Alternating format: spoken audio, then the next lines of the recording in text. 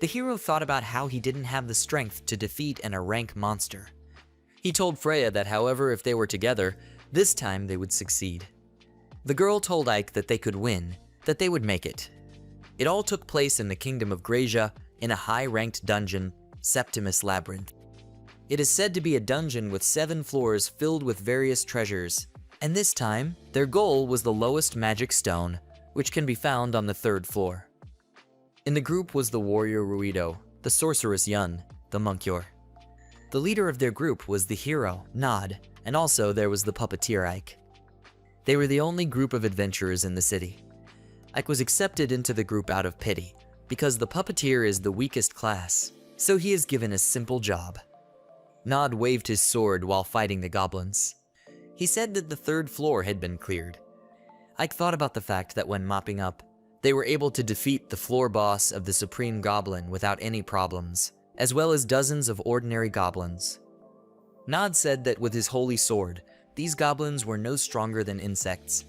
He turned to Ike and said that the magic stones from those goblins were lying there. He asked if he could collect them, adding that since no one else could do the job. He said that that one should be able to handle it and laughed loudly.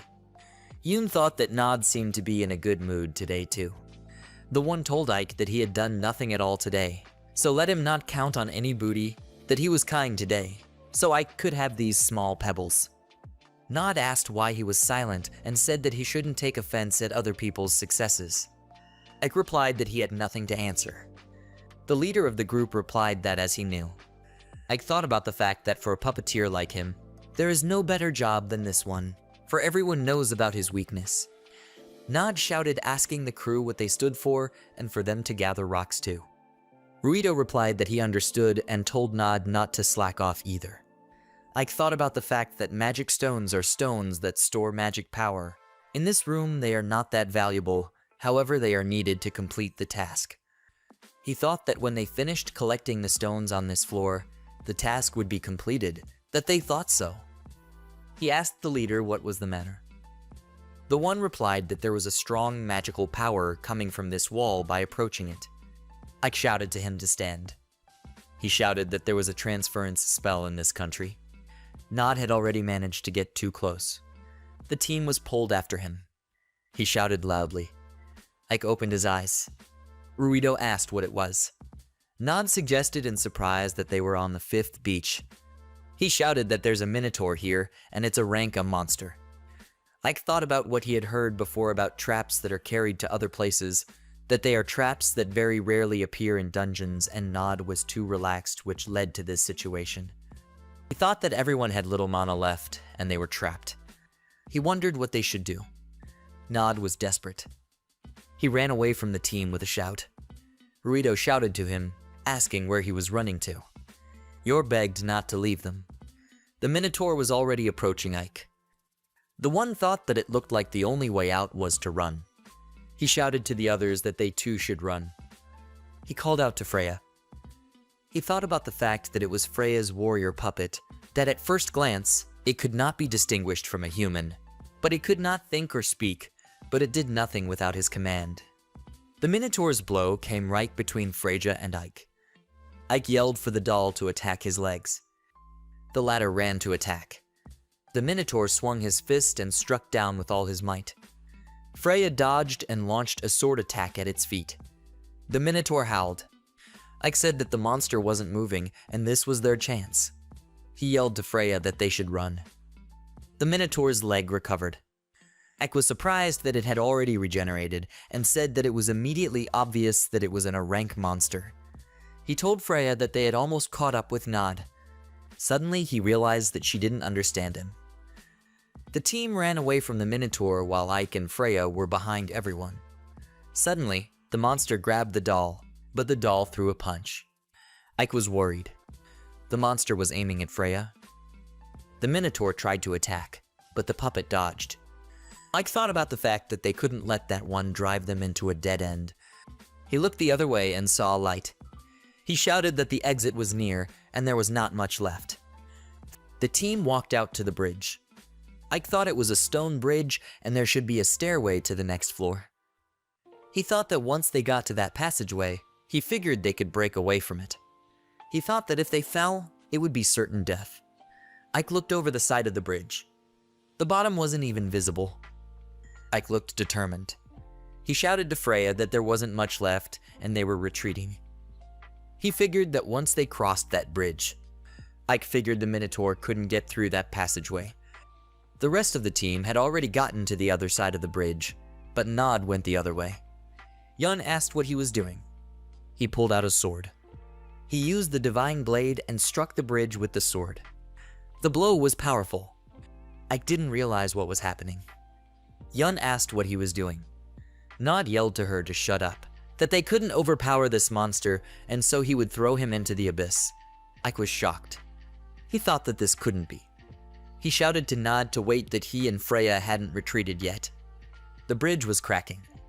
The leader shouted for him to be quiet. He asked what else Freya was and what kind of idiot would give a doll a name. He shouted that they had been a burden to them from the beginning and the only thing they were good for was to distract this monster, and it should be an honor for them to die to save them. Ike was shocked. He thought of being a puppeteer, the weakest of all the classes, that he had no strength to fight. He thought that all he could do was give orders to his puppet. He thought that, however, despite his lack of strength, he always tried to do his best for the sake of the team. Ike thought they were in Nod's eyes. He thought that to him, they had always been nothing but a burden. He was distracted from his thoughts. The Minotaur yelled loudly and swung at Freya. Ike realized that he had forgotten to give her orders. He thought that originally, the puppeteer's role in the group was to use the puppets as bait, that the bridge was about to collapse and if he dropped Freya and ran to the stairs, he might be able to make it in time. He thought that might be the most appropriate choice. Ike decided that there was no way he would abandon her and, carrying her in his arms, he saved her from the monster's attack. The Minotaur struck the bridge and it broke even more. They began to fall. The bridge was collapsing. It finally broke and was falling down, just like the heroes. Ike thought that one day he, too, dreamed of being an adventurer. He thought about the fact that he was already preparing to become an adventurer. However, when he turned 10 years old, he was given the class of puppeteer. Despite the taunts and bullying, he tried hard. He saw how others treated puppets as tools. At this time, Ike wanted to protect the puppet. He wondered if he could be so proud of such an unfair class, even if he was hurt very badly. Falling down, he thought he was no longer alive. He thought about the fact that at least Freya wasn't hurt. Suddenly, he saw something. A Minotaur was falling behind them. It swung a large stone. Ike was surprised that it didn't fall off the bridge and thought he wouldn't let it hurt Freya. He thought that would never happen and turned it around. The monster's attack came right at his head. He experienced intense pain. The back of his head was covered in blood. The necessary requirements were met and the evolution of the puppeteer class into puppet master took place. Puppets acquire a will of their own. All characteristics were increased. Ike's eyes closed. Ike woke up. He said he was in pain. Suddenly, he realized that he didn't realize where he was. Ike remembered that during the mission, they encountered a Minotaur. The bridge collapsed, and he fell into the abyss. He wondered what had happened to Freya. Someone said he finally woke up. Ike turned around. A girl shouted to him. He thought it was a beautiful and strong girl with hair as red as flames, that he knew this girl. He thought he couldn't be wrong, that he spent all his time with her. Ike looked at her in surprise. He asked if she was Freya. She smiled broadly. She happily replied that it was true and extended her hand to him. Ike thought that because of this meeting, he would become the strongest puppeteer in the world and extended his hand in return. He thought that he hadn't realized it at the time. The puppeteer is a class that uses puppets to seek out enemies or act as bait. Small puppets are only good for distracting enemies and supporting allies to attack. The puppeteer himself cannot attack, as he cannot possess the attack skill. Each puppeteer is forced to sacrifice his puppets, as this is the only way they can help the group. Ike thought that, however, he would never accept it. He thought about the fact that puppets have no will, no emotions, they feel nothing. Many believe that they are just toys that the puppeteers use. He thought Freya was different. Ike thought that if he wished, she would fight for him.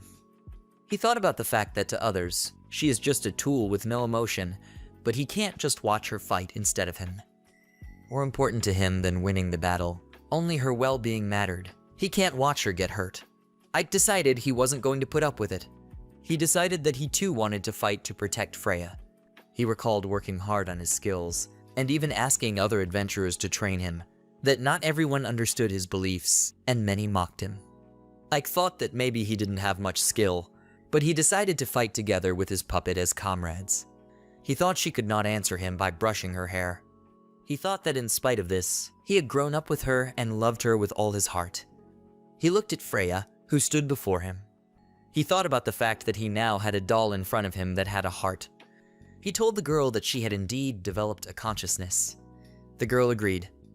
She said it was all thanks to him, and she had always dreamed of having such a chat with Ike. The one replied thoughtfully that that was how. The girl said that dolls really don't have consciousness. Well, at least the others do. Ike said that was right. He said that they move thanks to a spell that is embedded in their bodies. Freya agreed. The hero thought that meant she was no longer an ordinary soulless doll that could be used as a tool. Freya said that she saw how Ike cared for her and always protected her from danger. She said that it was probably because of this that words like happy and cheerful became clearer to her. The hero thought that the voice he heard before he passed out was similar to the one that sounds when receiving a class. He had heard that classes were able to develop and evolve, and thought that it seemed to have happened to his. Ike thought it turns out he had improved his puppeteer class and gained new powers.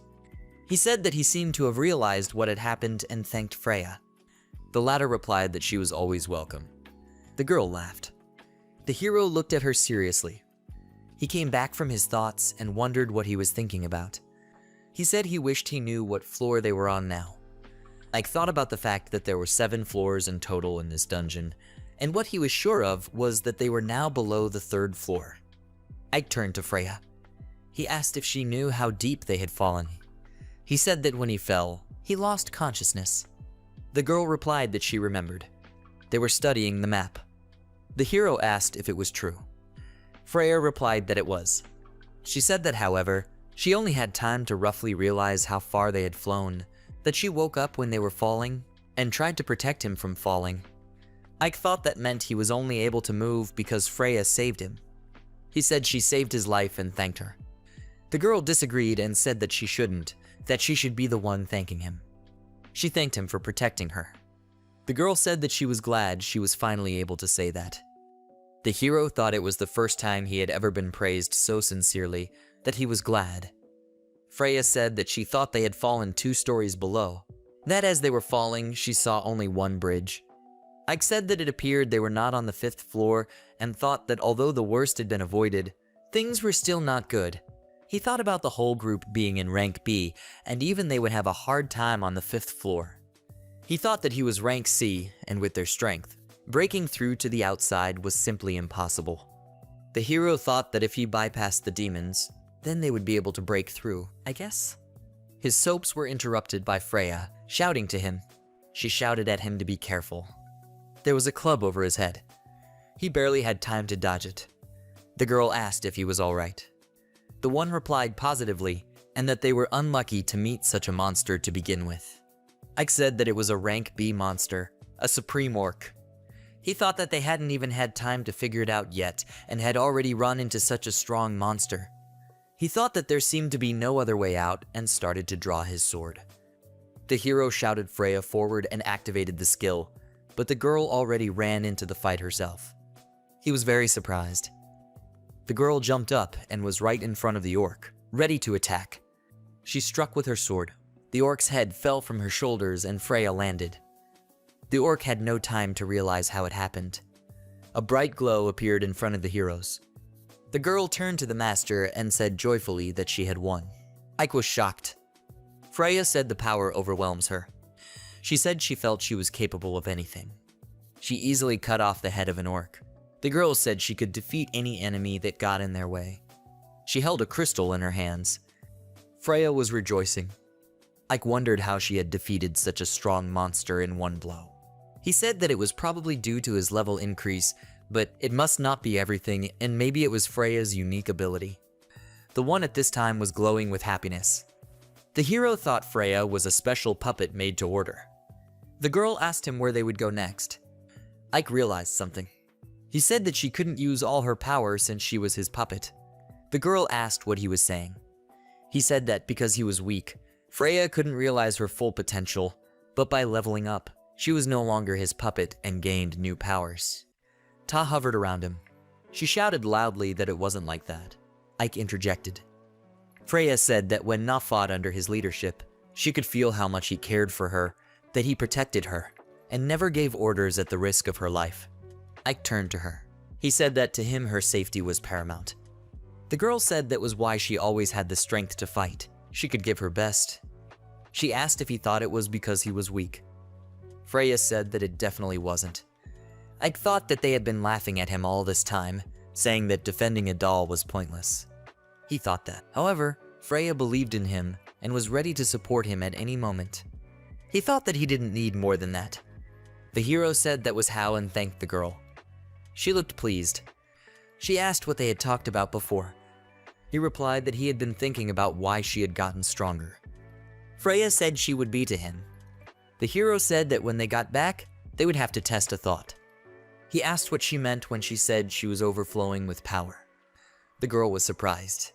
She said that it was as if the source of her power inside her body had doubled, and the strength she was getting from it was growing too. Ike said that was what he thought, then used the analysis while looking at Freya. He said he felt it and asked if it was because of her. He said that her body was producing magic. The girl asked again about magic. Ike said that was correct. He said that when he raised the class level, her body changed too. Freya said that she didn't understand everything, but she felt excellent. He said what else has changed is that she now talks non-stop. The girl laughed and replied that she was just glad that she was finally able to talk to him. Ike looked at her. He thought that it was true that there was no outward change, that she was still the same as his Freya doll. Although there was still a difference, she was no longer the toy everyone thought she was. The hero thought about the fact that unless the puppeteer endows the doll with magic, she would not be able to move. However, Freya could move without his magic.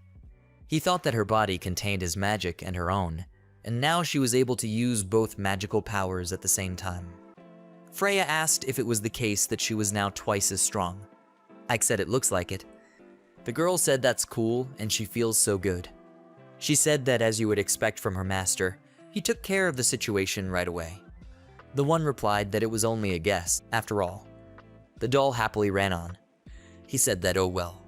He thought that in any case, they shouldn't give up hope that they could get out even from the 5th floor, and there was no need to procrastinate and waste energy. He said well. Ike decided that they were performing. He turned to Freya. He told her that they were going back to the surface. The hero said that they would avoid fighting monsters as much as possible and asked if she would help him. The girl happily agreed and said of course. Ike said that in that case, they would go, taking her hand. The dungeon looked deserted. The stones were cracked, with plants growing on them. Ike marveled at how big this place was and said they should be careful not to get lost. Suddenly, he noticed something. Freya turned to him, holding a lizard in her hand. He told her to be quiet and let him go. He said there were monsters around the corner. They hid behind a wall. They could see the monsters. Ike said they were higher orcs. He looked out and saw that they were gone. He said he checked with his search. Freya asked what a search was and if it was one of his skills. The hero replied affirmatively that this skill allows him to locate nearby enemies. She asked how he knew there were monsters there. The girl said that he has so many skills and he is so amazing. Ike replied that he had more than just searching and would tell her more about them later. She agreed and said she was happy to listen. He thought about the fact that the puppeteer has many unique skills, such as magical flow to feed the puppet with magic. He thought about how this skill uses magical threads to control the puppet. Ike thought of searching as a skill possessed by thieves, but no matter how hard he tried to learn the skills of other classes, he could not get above the low-ranking ones. While he was acquiring new skills, others were improving theirs. The hero believed that he and his team would fight together. He thought about the fact that the effort he put in then was helping him now, and now he was together with Freya, and with her, he would be able to reach his potential. They reached the entrance to a larger room. Freya was surprised to say that this was the room. Ike asked her to stand there and asked her what it was. he saw someone's clawed labia and fur. There were monsters in the room that looked like wolves. Ike said in surprise that it was a two-tailed beast. The monsters headed towards the heroes. They looked hungry and angry. Ike said that it was a two-tailed beast, that we should deal with them quickly. He thought of the two-tailed beast using its tails as weapons and tearing its victims apart, that it was very difficult to deal with them because of their fast and sudden attacks. He thought that it was a very dangerous B-rank monster. The hero decided that if they attacked together, they can handle. He said that there were 3 of them, and they were at a disadvantage. Freya turned to him and said that that wall was glowing very brightly. The one interjected. He realized that with her, it would be easier for them to defeat. He turned to the girl and said he had a plan.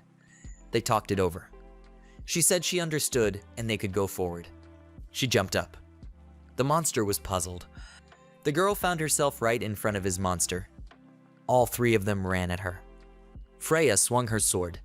One of the beasts was furious. The girl attacked it, shouting that it was the first. She said that the surprise attack was successful.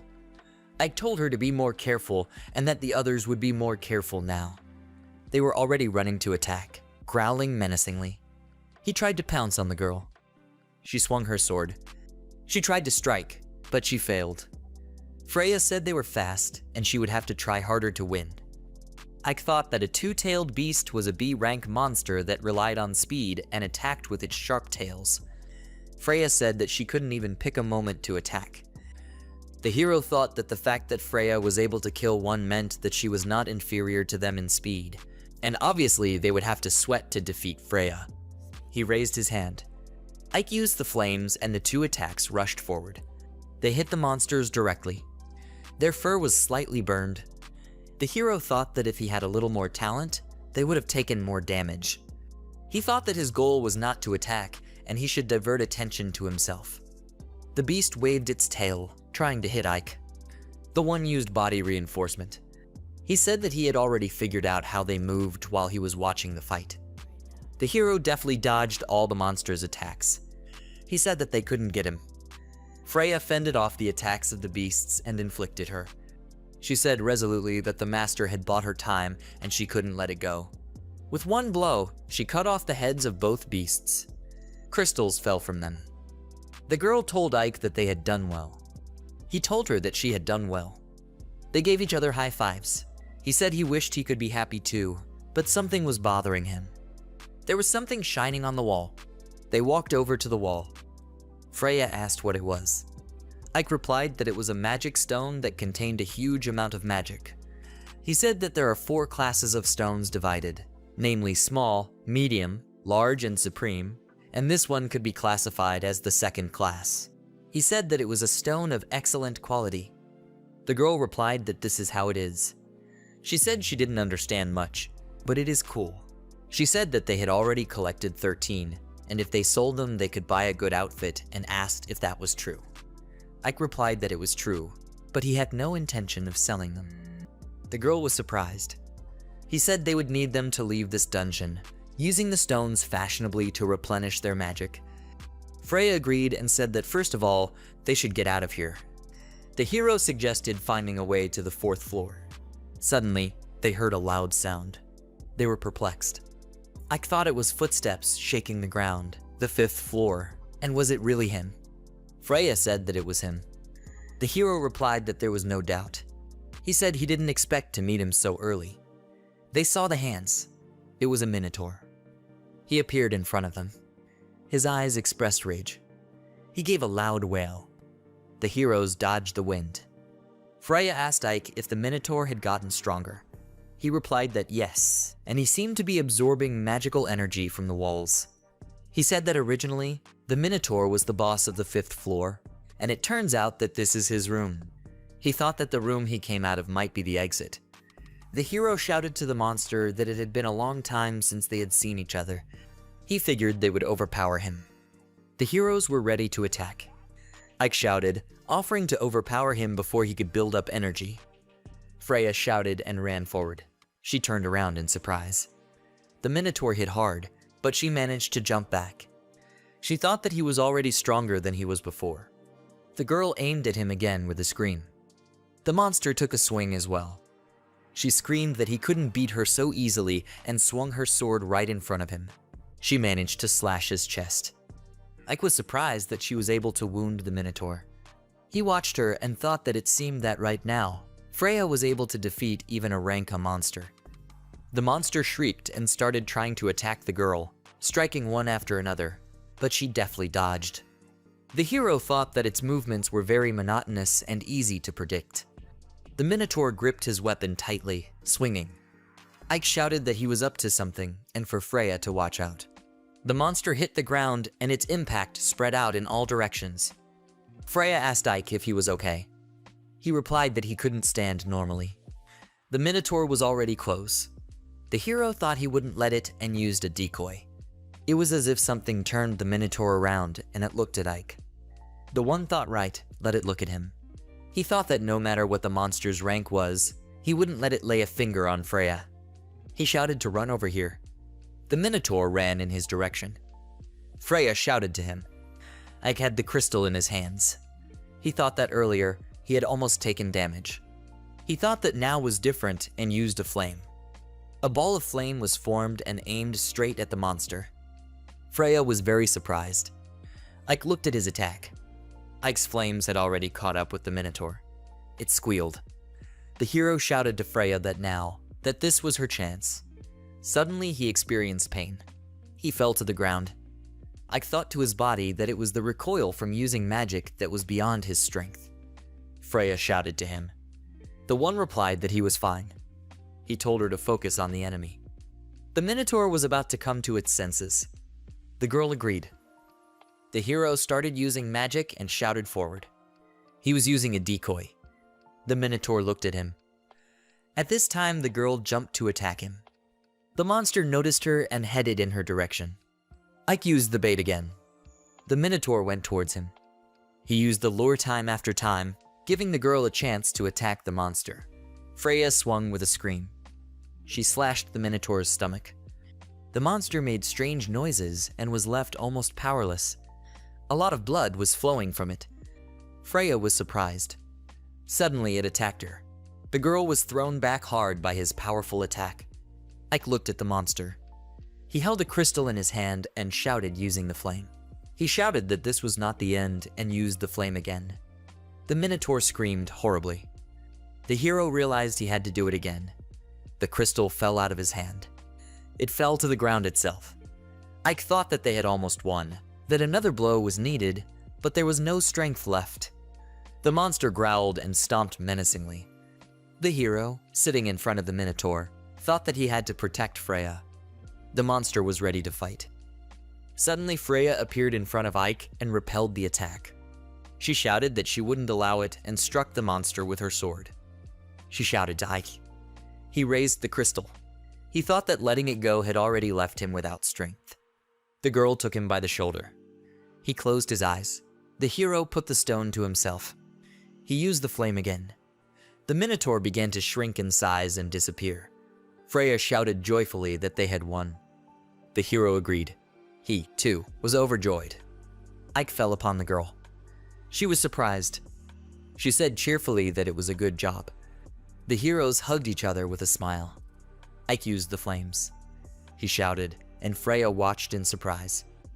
The monster disappeared in the tongues of flame. A magic stone fell in front of the heroes. They looked at it in amazement. Freya said cheerfully that they had done it and they had succeeded. Ike agreed and said that he was glad. Suddenly he fell to the ground without strength. The girl was afraid for him and called out.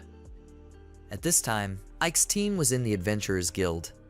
Nod angrily asked why their assignment wasn't completed. He dumped the stones on the table and shouted that behold, all 10 stones were in place. The guild administrator, Isla, replied that they were, but as she had explained earlier, they wouldn't be able to sell them. She said that let them bring the right amount. However, half of them had large cracks and were not usable. She said that if they had other stones of higher rank, then they would be able to fulfill the request, but the ones they brought could not be sold. Nod was very angry. He slammed his fist on the table. He thought about the fact that when they fought the boss and he used the holy blade, some of the magic stones fell out of the bag, and even then, He had almost no magic energy left. He thought that to replenish the energy he had to use the stones they had left. That was why they cracked. The girl asked if they could bring the missing stones before sunset. Nod was surprised. She said that if they didn't make it in time, the guild would have to count the task as a failure. Nod, walking away, said he didn't care and she could do whatever she wanted. He yelled that they had just returned from the dungeon and asked if she wanted them to head back. He said that the penalty for such a task would be negligible. Yoon agreed. She said that of course things might have been different if someone hadn't activated the trap. Nod was surprised. He asked the girl if she wanted to say that it was his fault. The one shouted, asking if it wasn't.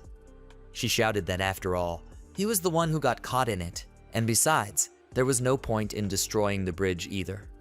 He yelled for her to shut up, that he had no other choice. He yelled that they weren't much help either, so they should shut up. Yoon was getting angry. Nod thought of Ike, that it was all him, that it was all his fault. Nod thought it was all because of that useless puppeteer, that it was all his fault.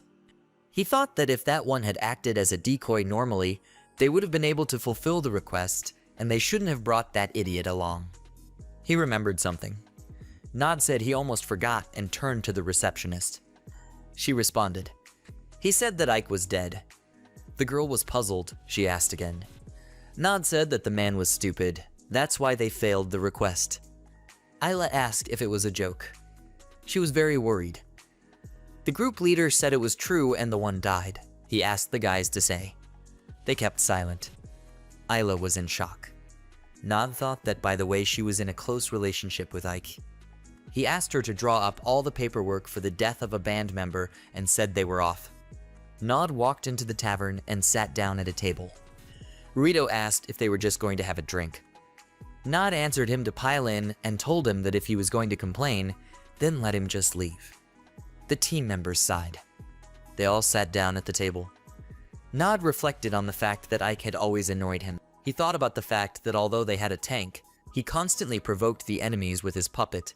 His magic was greatly inferior to that of wizards, and so what was the point of it? He wielded support magic like a monk. And anyway, what good was he? He decided that Ike really was useless. He thought that at least sometimes his quest was useful.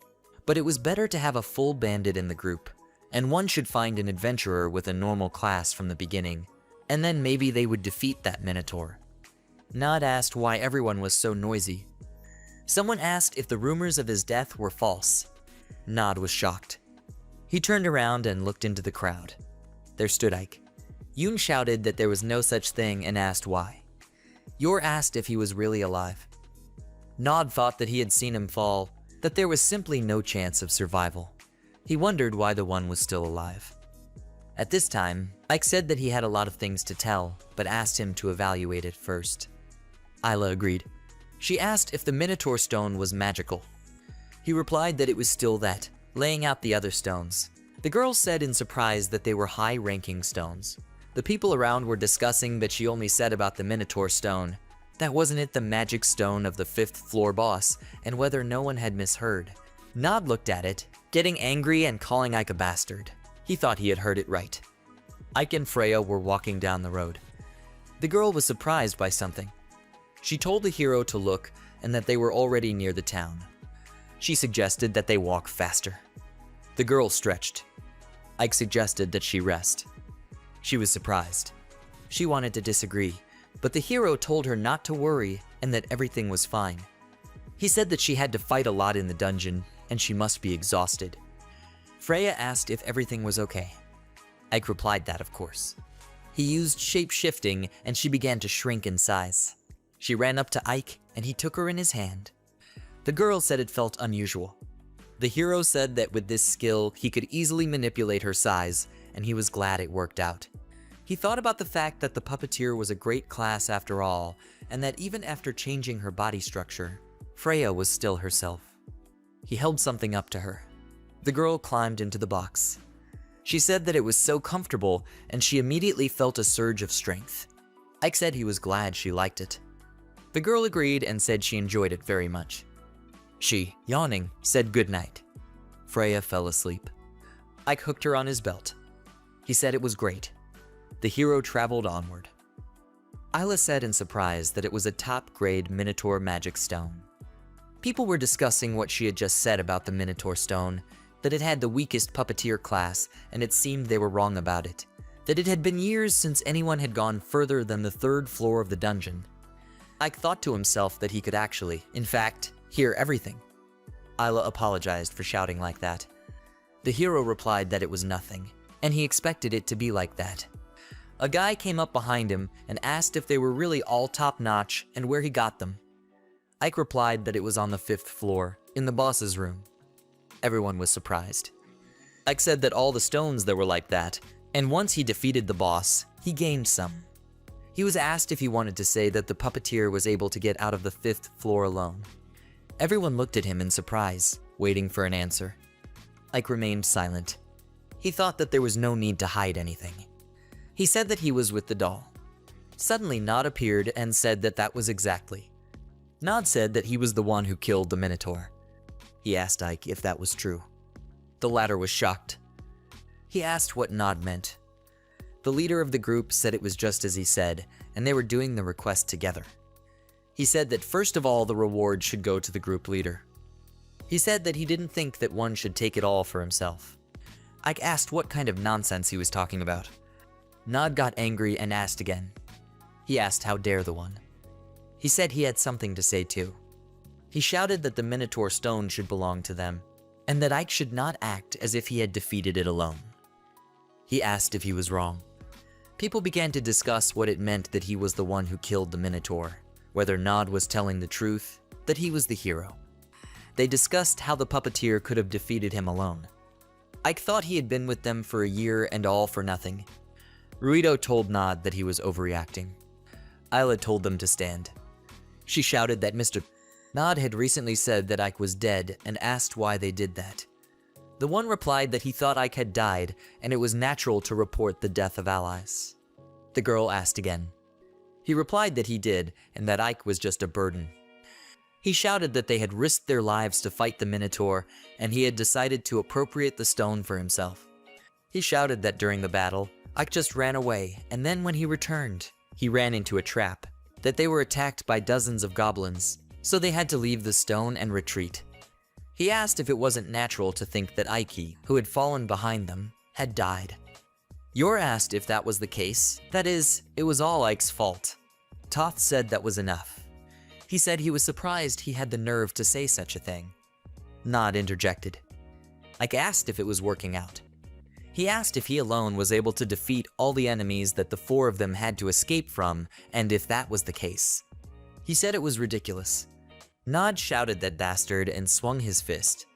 Ike stopped his hand. The leader of the group was surprised. Ike picked up his clothes and threw him with all his strength right against the floor. He said he wanted nothing more to do with them, much less be in the same group. He said that's why he was quitting their group. Nod was shocked, lying on the floor.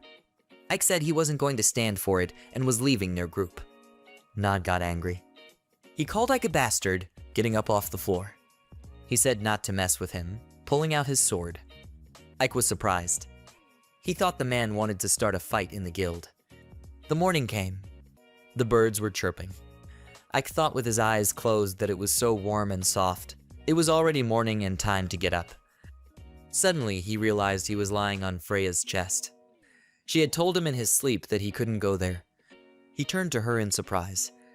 She hugged him and told him just not that way. He thought they were soft. Ike said that when Nod wanted to bare his sword, Isla stopped him that Nod had to leave, and then he came back with the missing stones and fulfilled the request. Freya was surprised. Ike said he thought, need to go to the guild and get his stuff. Freya looked somewhere and walked forward. He asked if she was listening. The girl asked him to listen to her. She said she had a request.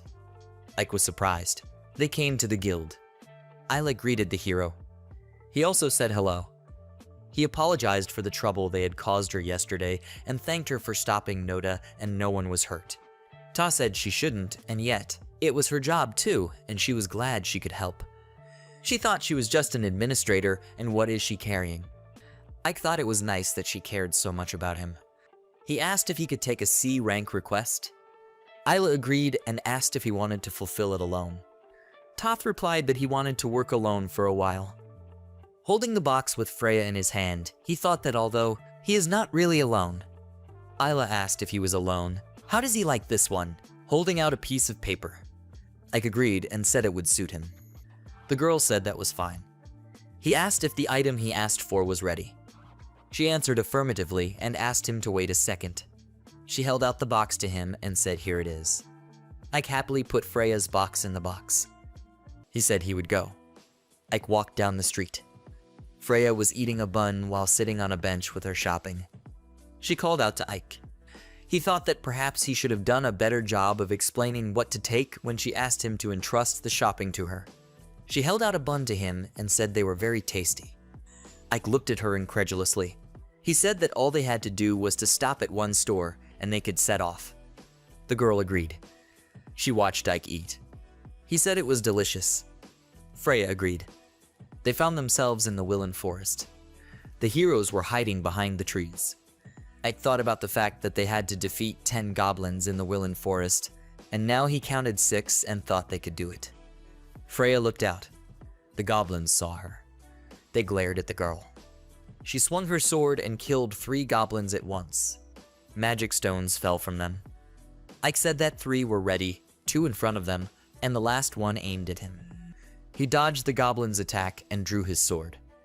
He stuck the sword into the goblin. Ike shouted that it was slow. The wounded goblin jumped up and picked up a rock. He swung and threw it. The stone flew right between the hero's hair. The man next swung it and cut off his head. Freya said that the master was so cool, and she too finished. Ike told her to be on guard and that they were moving on. The girl holding a bag of stones asked if they had enough. She said that they had already killed 14 goblins. The hero said that was true and they finished quite quickly, but goblins are a kind of monster that usually dwells deep in the forest. Suddenly, he started to fall, which he was very scared of. He asked what those pits were. Freya said that they seemed to lead deep into the forest. Someone's roar was heard. Ike shouted that the roar was coming from there and that they should go forward. Something was visible behind the trees. The hero shouted that it was a cyclops. He swung his club at the 2 girls. They were screaming. Ike shouted to Freya. She was already running forward. She managed to grab the girls in her arms and pull them away from the attack. She brought them to Ike. She told him to leave him to her and prepared her sword. Freya shouted that she would defeat the monster. She set off into battle. The girls discussed that it was cool and she was so strong. Ike asked if they were okay. One of the girls asked if that girl was his friend. He replied that he would explain everything later. He took out a potion and said that he would have to be patient. The hero poured the potion on one girl's wound on her arm and the other on her leg. He said it should be easier now, and for now it was all he could do. Ike said that with a full cure, it would have to be tolerated until the city. Suddenly, a monster crept up behind them and peeked out from behind the trees. The girls shouted fearfully that it was a cyclops. Ike stepped forward. The girls asked if he was going to fight him, and if he was as strong as that girl. He replied that he wasn't, and he was much weaker than Freya, but he wouldn't be the one to fight. The hero pulled a box from his belt. He opened it and summoned Tetra using shape-shifting. A girl appeared. The rescued girls were surprised. One of them said it was magic, and really. Tetra pierced the Cyclops with ease. He controlled her. Ike was asked if he was a puppeteer. Tetra clenched her fist. She struck the Cyclops with all her might. He fell backward. The girl looked unfazed. Her movements were controlled by Ike with his hands. The rescued girls shouted in surprise that he was a puppeteer. One of the girls thought that no doubt he was using the magic of a puppeteer, and that no doubt. Looking at Tetra, she thought that the fact that his puppets are the size of a human. This is the first time she has seen such a thing. She wondered who he was. Ike pondered about Tetra. He thought that she had no consciousness after all, and probably because he was giving her away to be repaired along with her case. He thought about the fact that, however, Tetra was also his valued partner, and that he wished she, too, had consciousness. The hero said that in any case, they would not lose. The Cyclops loomed over the doll. He stared at her ominously. Ike said that as expected, it was still moving. The other Cyclops swung at Freya. The one fought back. She managed to wound it. The monster squealed. The girl said one more time. She shouted to Ike that she was going to them. The hero disagreed and asked her to be there for now. Freya agreed while the monster waved his weapon over her. She thought about Tetra. The one looked calm. The Cyclops swung and had to hit her directly from above. She quickly ran up and hit the monster. The one didn't have time to realize what was happening. Tetra whirled around in an attack. The Cyclops yelped. It swung at her again. Ike struggled to control her. The doll bounced back. Ike thought about Tetra doll being good at close fist fights and Freya aggroing opponents while Tetra attacks. He thinks that inside her battle territory, she has unrivaled strength, that Tetra uses her innate agility against opponents with a large attack radius. Tetra bounced back. Cyclops hit the ground. While he was leaning over, his leg was hit by Ike. As he jumped, he thought, here's his weak spot. The hero thought that he could, and he would succeed. He swung his sword and shouted for the monster to die. Ike stuck his sword right in its eye. Ike put his hand up to the Cyclops' wounded eye. He tried to get into position and said in addition. The hero jumped away from the monster and used a decoy.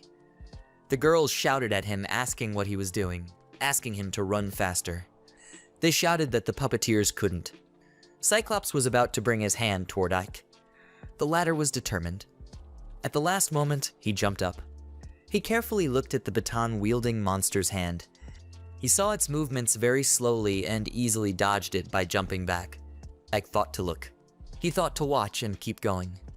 The hero thought he was with it, that it was the power with which he wanted to protect the dolls. Tetra jumped up over the Cyclops from behind, ready to attack. Ike thought he could stand up to any opponent. The puppet hit the Cyclops with all his might. A dent was formed on its body. The rescued girls looked at it in surprise. The monster ran at the hero and Tetra attacked him. Freya was the next to strike. The girls wondered what was even going on and why the puppeteer was fighting alongside them. They thought it was cool. Cyclops ran at Ike. The one used darkness. The monster stopped right in front of him, tangled in the darkness. The hero shouted to Tetra to attack. The doll swung her fist. She delivered a very powerful blow to the Cyclops. Freya left him headless with her sword. Blood splattered. Freya cheerfully told Ike that she had won single-handedly.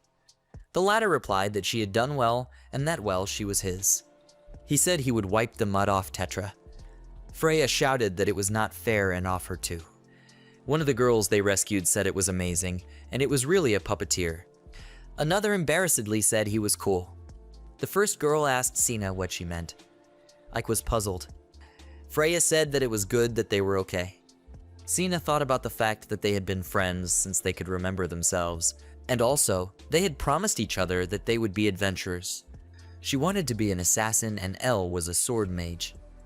Sina thought that when they became 10 years old, the professions they were given were so high class that everyone envied them.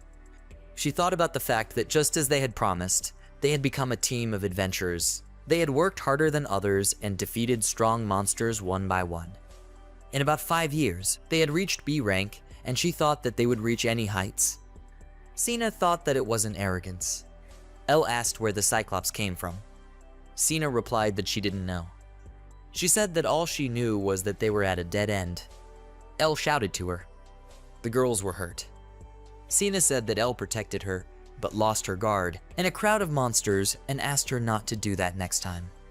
She asked, next time to leave her behind and run herself. Elle screamed that she couldn't do that. No matter what happened to them, they were always together. Sina turned to her. She thought about how she still wouldn't quit, and if she were in her shoes, she wouldn't quit either. They're partners. Cyclops was one step away from the girls. His baton was coming down on them. Neither hugged each other. Just as suddenly Freya appeared and swept them away.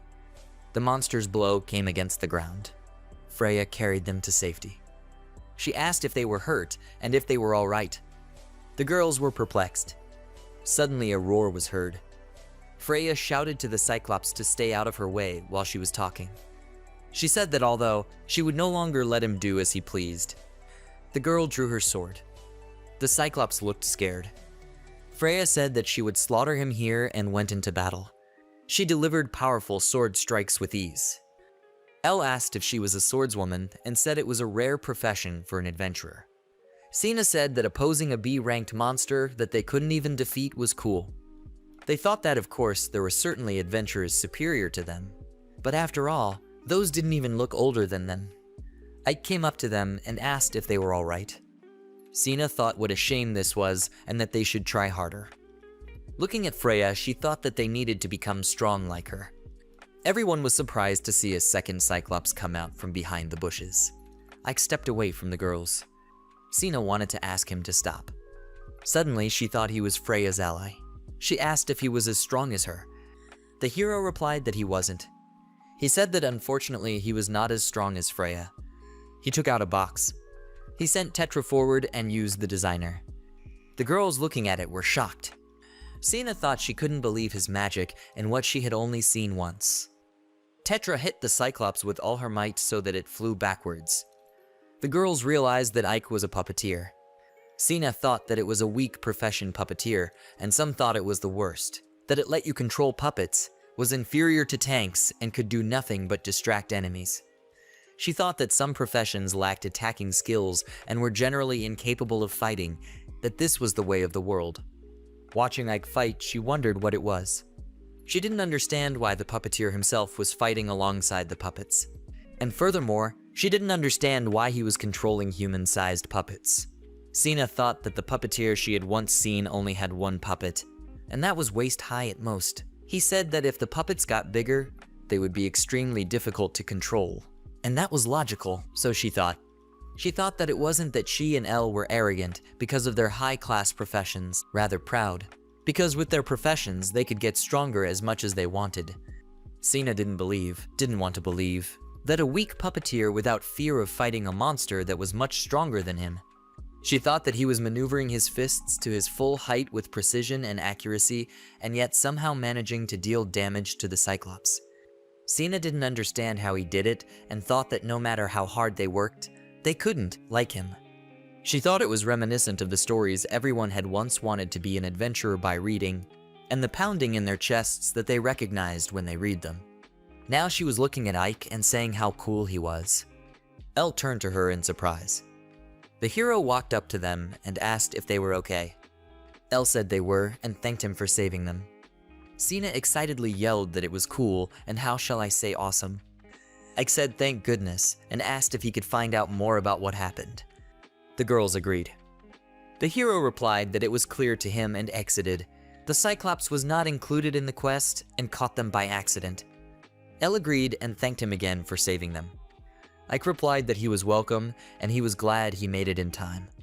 He said that he healed Elle's wounds and left Sina that still the potions were not enough to heal the wounds. Sina said that it was fine and she would heal herself now. Ike interjected. The girl started to say something. She used a high hill, guiding her hand to her wound. The hero said that was cool and asked if she was an assassin.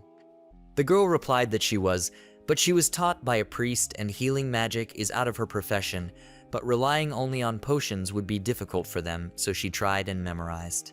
Sina said that the cast is long, so it's a bit hard to use it during a battle, and she didn't have time this time. She said that Elle also knows how to hit, so no matter what happens, they could save each other. Ike said that it was very commendable that they were trying so hard. He told Sina that they were good. Sina was shocked. She thought about the fact that no matter how hard they tried, they couldn't get this skill, and despite having high-class professions, it wasn't so easy to learn it. Sina was embarrassed. Ike asked what was wrong and said that she blushed. He touched her forehead and asked if she had a fever. Sina was very embarrassed. She ran away from him. She thought that she didn't believe that a man with such a profession could beat someone by himself. She thought he was like he was from those stories in her childhood. The girl looked out from behind a tree. Sina looked at Ike and thought he was like a hero. She was very embarrassed. The hero said to apologize that he touched without permission, and he didn't expect her to be so uncomfortable. Elle, laughing, replied that no, here he was rather insensitive. Ike was puzzled. Elle asked in surprise if Freya was also a doll. She replied that she was, and that Tetra was a doll too. The girls said it was the first time they had ever seen a doll talk. Ike replied that he himself was surprised too. He thought that there seemed to be no harm in telling them that Freya had developed a consciousness. Freya cheerfully said that they could praise harder. Ike turned to her. He stroked her head and thanked her for everything. He thought he would praise her some more. The girl was at first embarrassed when he stroked her head. Then she laughed happily. Elle said that now it was clear why she had gotten conscious. Sina, looking at them, said that it wasn't fair. Tetra came up to them and said that she wanted to be praised too. Ike and Freya were surprised. The hero asked if Tetra's consciousness had appeared. The one replied that it did. She said that she always understood his words, that he was kind to her and always protected her. She said that she realized that he treasured her.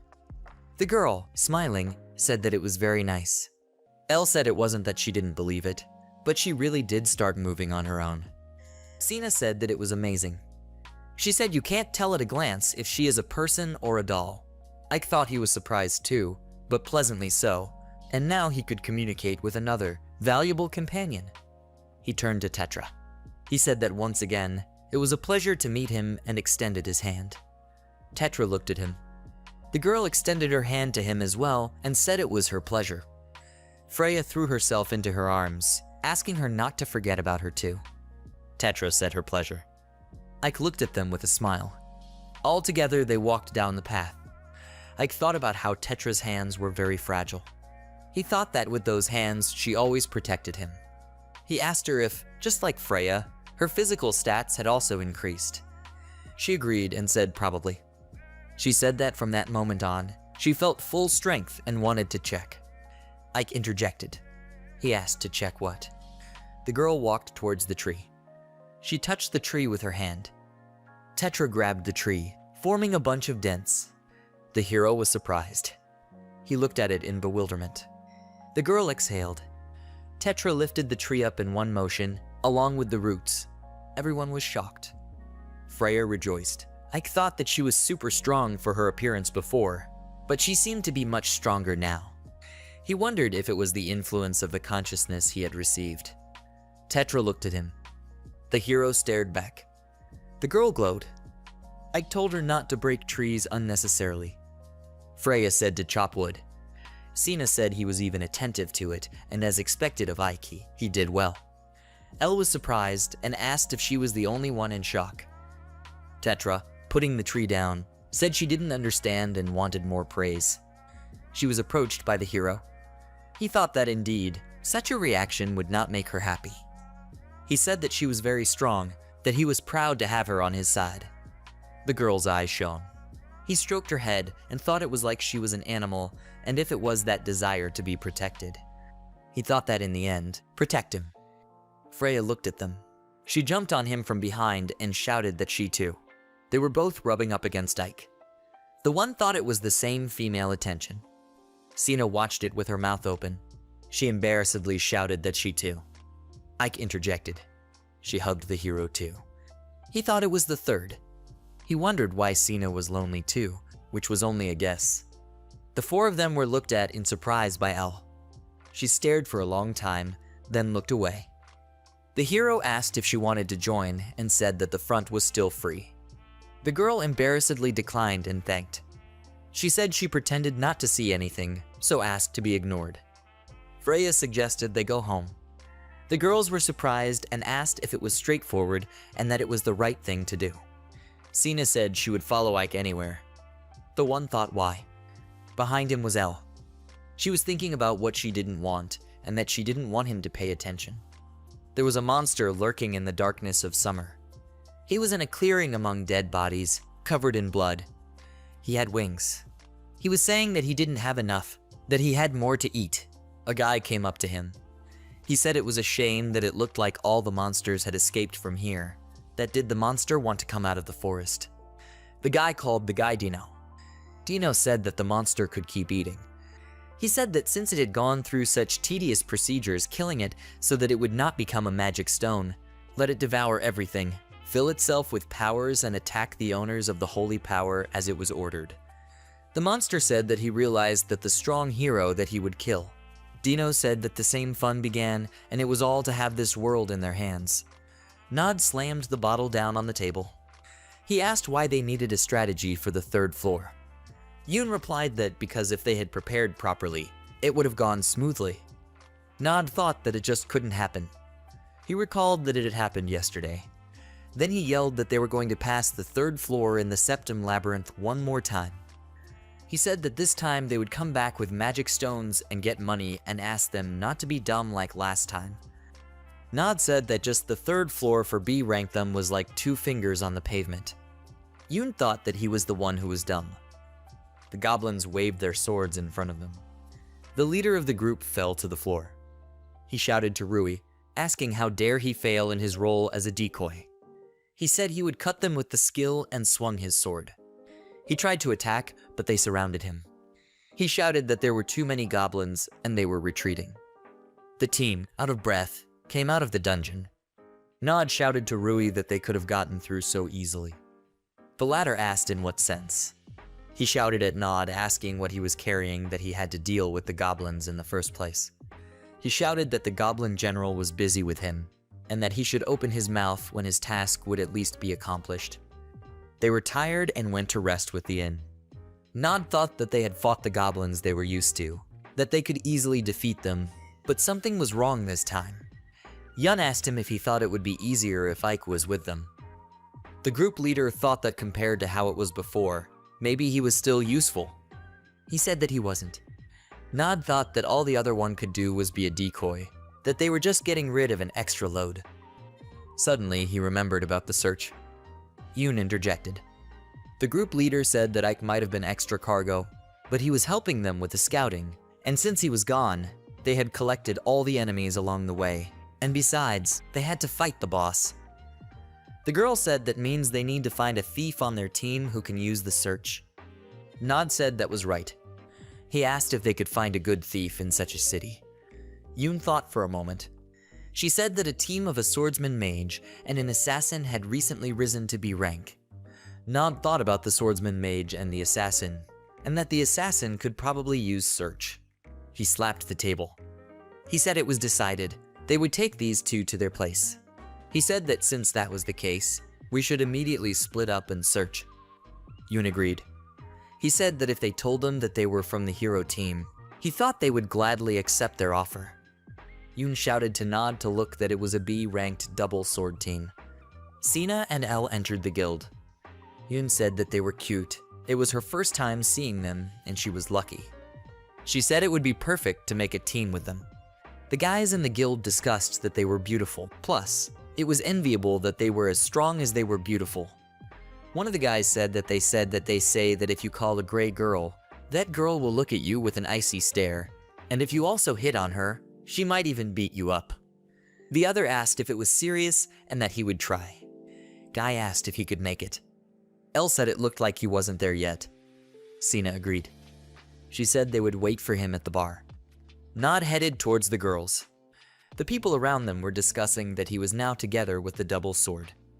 They were saying that no, he was from the hero team, that maybe he wanted to invite them over, that how envious of heroes and what he wanted. Nod turned to the girls. He said he was wildly apologizing and asked if they would give him a moment. Elle agreed and asked what was wrong. Sina looked at him with contempt.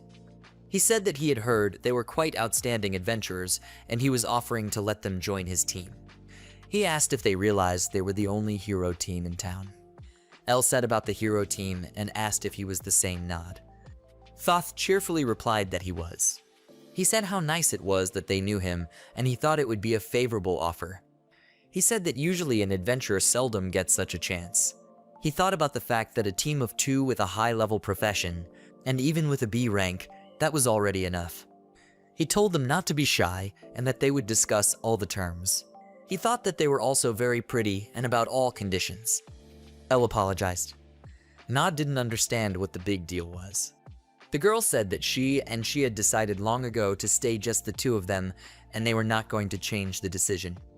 He was shocked. Elle apologized and said they had to go. Nod yelled for them to stand and that they could just team up for missions. He asked if they could help them. Elle interjected. He said to help. He said that their horrible ex-partner betrayed them and took away what they had earned, and because of him their team was in big trouble. He said they agreed to take him on, but all he did was poison their lives, and he was also an upstart. Cena interjected. Nod said that he was. Plus, he was also a useless puppeteer. His name was Ike. Suddenly, the ground beneath him began to disappear. With one foot, he fell down with a scream. Cena pulled out her blade. She held it to Nod's throat. She said he was funny. The girl said she knew Ike, and he wasn't like that. She said she wouldn't forgive someone who insults him like that, bringing the blade lower. There was a discussion around that it was a showdown, whether they should be separated, that they were B rank and unstoppable, and maybe that's what he wanted. Elle told her friend that it was too much. The latter replied that she still wouldn't forgive what she said. Elle said she understood her, but if this mess escalated, Ike might have a problem. Cena agreed and let Nod go. They discussed that it was already over, that nothing much had happened, and someone thought it would be more fun. Someone said they were jealous of Ike. Ike walked into the guild with Freya and Tetra. They were spotted by Nod. Cena greeted Ike. He greeted her and apologized for being late. He asked if they had waited long. The girl replied that not at all. Nod looked at this and did not understand why they were with him. He thought it was much better than him. He shouted at them. Cena told him to shut up and not to touch him. Elle said that Ike was a very important person to them, and whoever insulted him, she wouldn't forgive him either. Nod watched Elle walk away. He said that it was humiliating. He shouted that he would never forgive this to Ike. Someone shouted to Ike. He turned around. It was Nod. The hero asked what he wanted. The one, out of breath, said for Ike to fight him. Thoth was puzzled. Nod was pointing his finger at him and getting angry. The hero asked why fight. Elle apologized and said they had had a little fight with him before. Ike asked again. The girl replied that they did. The hero asked why they are with him again. She said because he made him look bad. Ike thought that was clear. He apologized for getting the girls involved. He apologized to Nod and said he wasn't going to agree to a duel with him. Thoth shouted that he was running away. A coward, offered to fight once and for all, called him a useless traitor. Cena took out her dagger and told Ike that if Nod continued to insult him, she would wipe him out. Ike was surprised to think that it was only him, and by the look of her, she was now ready to erase the whole world. Freya told Nod that they all heard that he only nasty things and can only talk, so he apologized to Ike. Tetra said that otherwise she would rip her hands off. The girls looked at him angrily. The leader of the group looked at them in surprise. He was shocked and asked why they were talking. Ike said that as he could see they had learned to speak, and it was Freya and Tetra. Nod started laughing. He laughed loudly without stopping. He yelled that he kept thinking what he, alone, was doing, and he was teaching the dolls tricks. He yelled that it was just funny and kept laughing. He said that Ike was doing it to drown out his loneliness, that he hadn't laughed like that in a long time, that Ike had created a masterpiece. At this time, Cena with a dagger jumped up behind him. She had eyes ready to kill. Ike thought he was used to it by now, but there are others. Freya said she was nasty again, and Tetra said enough is enough, and she won't forgive. Ike said he accepts the challenge. Nod asked if he was angry and suggested going to the square.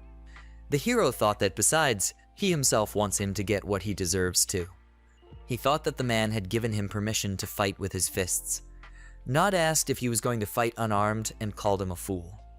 Freya yelled that they would cut him and Cena that they would beat him. Nod pointed a finger at Ike. He said he allowed it, but the latter should consider that if he broke his expensive dolls, it would not be his fault. The hero strongly agreed. People discussed that there was fighting again, that it was the puppeteer with the hero, whether it was a joke, and that there was fighting. They discussed that it was silly and there was no point in even betting, that maybe he had some ace up his sleeve, whether puppeteers could control such large puppets, and 2 puppets at that, so that they would show something interesting. Cena said they say such things without knowing anything. Elle turned to Ike. Nod told Ike that here is the reality. He said that the puppeteer could not stand up to the hero, and that he should be prepared to apologize to the crowd on his knees. Ike suggested a quicker start. Nod agreed and offered to give him the advantage. He said he could attack first. Ike wondered why he was being generous. He said he didn't care and would let Tetra strike first. He said he wouldn't want to win with a stab in the back. Nod said that was a commendable decision and asked if he had prepared excuses for what he said. He agreed and said to attack. Ike thought the one was so presumptuous and had a plan. He said that Tetra didn't need to be sly and that she should attack from the front first. The girl said she understood and headed forward. She ran quickly. Nod only stretched his hand forward. Ike thought he was going to take a hit and yelled out if he was going to die. Thoth shouted, asking if he was joking. He shouted that he knew how strong that puppet was and its attack wouldn't penetrate his armor. Tetra at this time swung her fist and hit him in the arm. He flew backwards from the blow with a loud scream. Ike was worried. Tetra looked confident. Nod slid across the ground. He, battered, asked what Ike had done. Thoth thought he had underestimated Tetra, and after gaining consciousness, she was many times stronger than he remembered her. People discussed that Nod was a hero, and with one blow with a doll. Nod told Ike not to joke him that one. He shouted that a puppeteer like him and swung his sword. Ike shouted to Freya. She repelled the attack with her sword, protecting Ike. Nod yelled for the doll to stay out of his way. The girl shouted that she would not allow Ike to even touch her. She confidently swung her sword. From behind him, Tetra ran around him. They fought him together. Nod fell to his knee. People discussed what had happened, that a hero and a puppet could not be equal, whether these girls were really puppets, that it was fun, that it was the first time they had seen such puppets. The people were supporting the puppeteer. From his last strength, Nod raised his sword. Ike was surprised. There was light coming from the sword. Ike asked if the one was really going to use it. The one shouted shut up, that he hadn't lost yet, that the likes of them he could defeat with a single blow. A flying monster appeared in the sky. He said about the holy power. Nod and Ike didn't realize what it was. The monster said it was a powerful holy power. Ike looked at it fearfully. The monster flew closer. He said to kill the hero. Demons are monsters living in another dimension, in the world of demons. People shouted that it was a demon, where it came from, that they should run away. They were shouting to escape whoever they could, quickly. Ike looked at it in bewilderment. The demon was approaching the heroes. People were yelling in pain for everyone to be faster. Ike and the others stood still. Freya said she had a very bad feeling and asked Ike what it was. He said that it was a demon. He said he was seeing it for the first time, but he had read about them. He said that its body, formed by a dense magical mila, has high regeneration as well as defense against physical attacks, and it is very ferocious. He thought that a demon is not an easy opponent, and the minimum rank of demons is B. And also, they know very little about them. Ike thought that there was no choice. Behind him was a frightened woman hugging a child. She was very afraid and her heart was beating fast. Sina said that the demon's weak point is holy power. Elle agreed. Ike said that she could weaken it and stop regeneration, and if they had the strength of a hero, they might win. Nod listened in surprise. Ike shouted to him that time out that they should defeat the demon. Nod yelled shut up, that how dare he. Ike was perplexed. Nod yelled shut up, how dare he, order him around, and swung his sword. He used the secret technique of the Sword of Contempt. A light appeared, and from it a monster appeared. It moved quickly. Nod laughed. He asked if Ike had seen it and said that it was just a gnat to him. Thoth yelled that he was a fool and for him to get out of there. Nod interjected. He was about to say something when suddenly the monster wrapped its body around him. The demon threw Nod far back. He said it hurt a little, but was tolerable, and asked if he was weak. He said that even if he is a low-class demon, don't underestimate him. Ike and the dolls watched in surprise. The demon said he would finish it off. Ike shouted to Freya and Tetra. He shouted for them to distract him. They ran into the battle. The girls attacked the demon. He said they were in the way. Freya hit him with all her might. Ike ran up to Nod. The demon said he would kill. Ike said it looked like Nod had passed out. He picked him up and leaned him on his back. He said that if he died when he woke up, he would certainly start the day off on the wrong foot. Elle and Sina shouted to Ike. He responded. He asked if they could help a little and asked them to carry Nod to safety. The girls agreed. He said that he also wanted to ask them to evacuate the residence. He asked them to gather all the people who had not escaped and said that it was likely that many people had stayed at home. Sina asked what he would do. Ike said that he, along with Freya and Tetra, would destroy it. The girls dragged Nod behind the house. Sina said that actually, they wanted to help fight, but since that was the case, it couldn't be helped. Ike apologized and said he was relying on them. The girl agreed and they ran off. He thought it was good to be lucky to have such friends. Ike said he had to deal with the demon somehow. The dolls were already trying to fight him. The demon yelled at them to be quiet and not to dodge. Freya said it was strong, and Tetra said it was solid. Ike thought Freya and Tetra were now on equal footing, and he had no plan to defeat him while Nod was out. Suddenly he got an idea. He thought that because she can't throw punches and also, compared to Freya and Tetra, he doesn't use her as much, it might take time for her to regain consciousness. He brought his hand up to another box on his belt. He thought that, however, it would work against the demon. This was noticed by Freya, and she said in surprise that really. Ike agreed and said that he would summon a third and ask the dolls to hold the demon a little longer. Freya replied that it was so. He opened the box and said all hope was on her, calling for Lyja. The doll appeared. She started giggling and then said how long she had waited for this moment. Ike was very surprised. He even jumped back. The girl stood in front of the fallen Ike and said that she had finally met him, calling him master. The girl stood in front of Ike. She looked at him gently with her arms folded at her chest. He was very surprised. He asked if she was Lyja. The girl replied that it was correct, calling her master. He asked again. The demon noticed the girl and said it was a new enemy. He took a large stone in his hand. He shouted to exterminate and threw the stone. Ike yelled to be careful. He rushed to Lyja with a shout and hugged her and jumped away from the impact. When they landed, he asked if she was all right. She was surprised. She said he had protected her.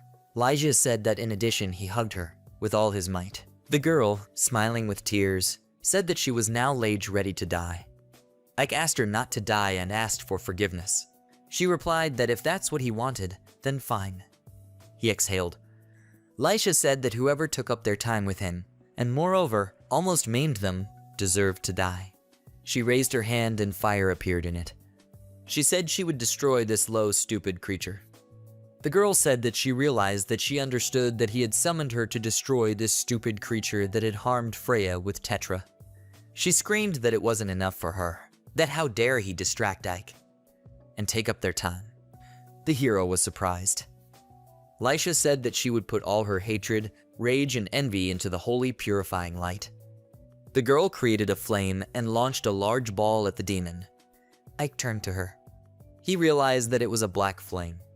He thought it looked like it had engulfed the demon. He shouted that Freya and Tetra had gotten into it too. Lyja told her master not to worry and that this flame didn't burn everyone. She said only those she considered an enemy. Freya watched the demon burn. The demon was surprised. He shouted that it was hot, that it was burning. Freya was surprised at the flame and said it was scary. Tetra said it wasn't hot. Lyja looked pleased. Ike was shocked. He shouted that this was their chance. He shouted to Freya and Tetra. He yelled for them to attack. Freya agreed. Tetra said she would kick ass. The girls ran to attack. Freya swung her sword and Tetra beat in hand-to-hand combat while the demon burned. Ike said cheerfully that the attacks were working. Lyja warily said something was wrong. The demon squealed very loudly. It created streams of wind that threw Freya and Tetra off. The two didn't realize what was happening. Everything around the demon was black. It landed on the ground. Ike thought that his aura had changed. And was he really only fighting at half strength? The demon talked about killing, about genocide, that it would start with him. He jumped up, swinging at Ike. Lyja shouted to him that it was dangerous. He asked to have faith in him. The girl agreed and happily said that she adored him. Ike pulled himself together and decided to watch. He used the improvement. He thought about anticipating his opponent's every move. Ike managed to easily dodge the attack. He jumped up and decided to attack himself. The demon swung again. Ike managed to partially dodge, but the demon clawed his arm. There was blood on the demon's claw. The hero, looking at his wound, thought he had failed. The demon was approaching Ike again.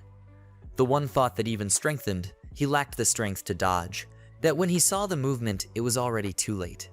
The monster attacked right in front of Ike's face. He jumped back farther away. The hero thought to the demon to get ready. Freya and Tetra were lying on the ground in broken tables. Freya shouted to Ike.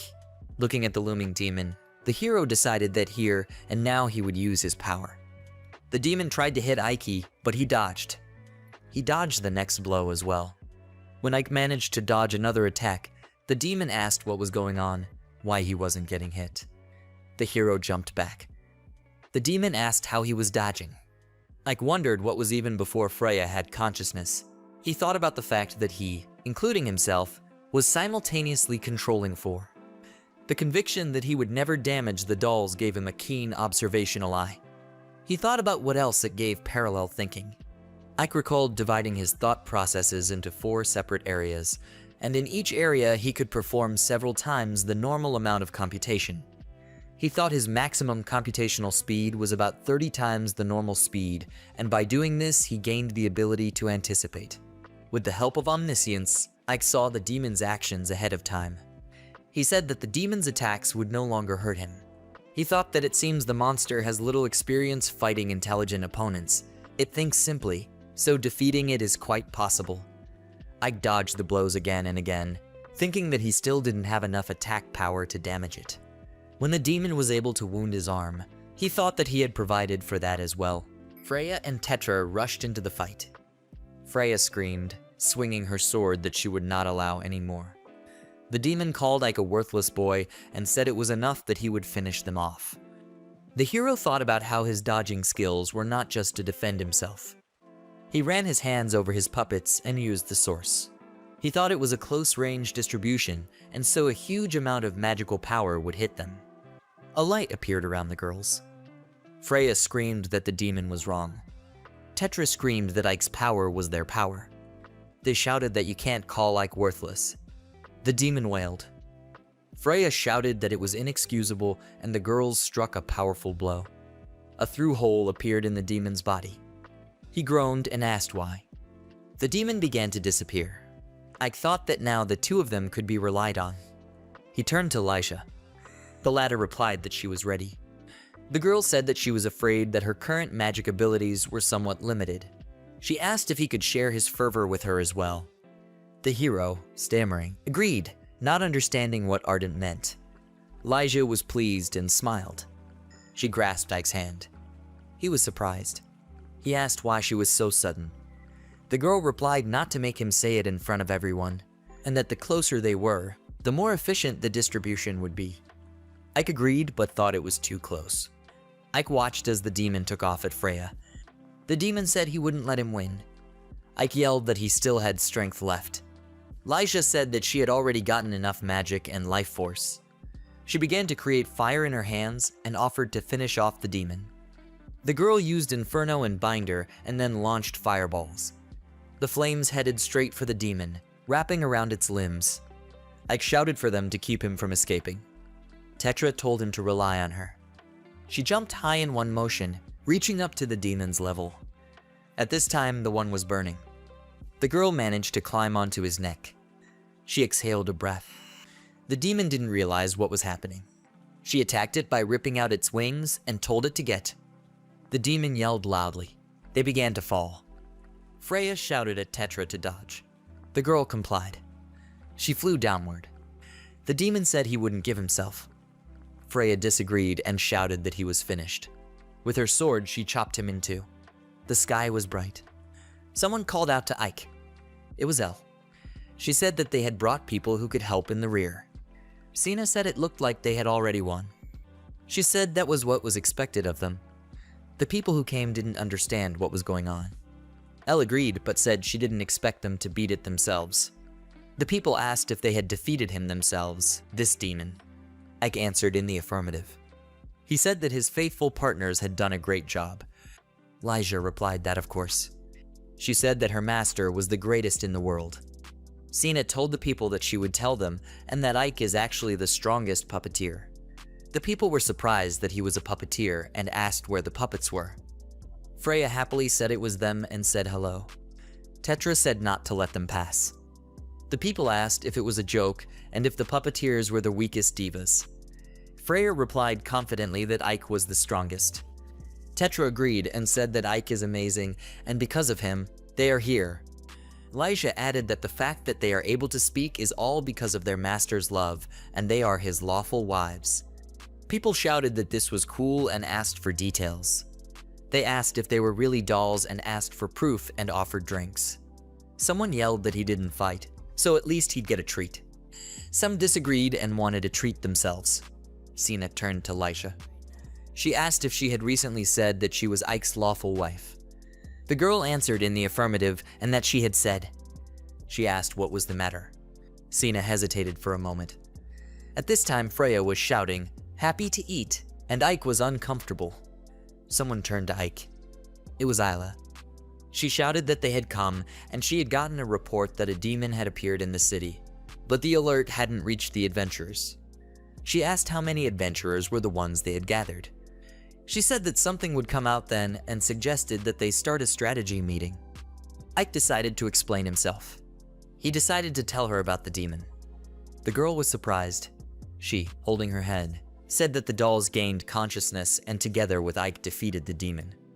The hero thought about how Isla was surprised to find out what his dolls looked like, and it was somehow unpleasant. One of the people said that he still didn't believe it. He asked if they were really dolls and why they were talking. Freya replied that it's because he loves them. The guy said he can't believe they are with consciousness and even defeated a demon. He pointed to Tetra and said like this little one right here. He said he really couldn't believe she had that much power and asked if she really fought a demon. The girl was surprised. She asked if he wanted to check. They decided to arm wrestle leaning on a barrel. The guy said he was a C rank tank, but his strength was as strong as a B rank, so he was afraid of breaking her delicate arm. The girl won in one motion. He screamed.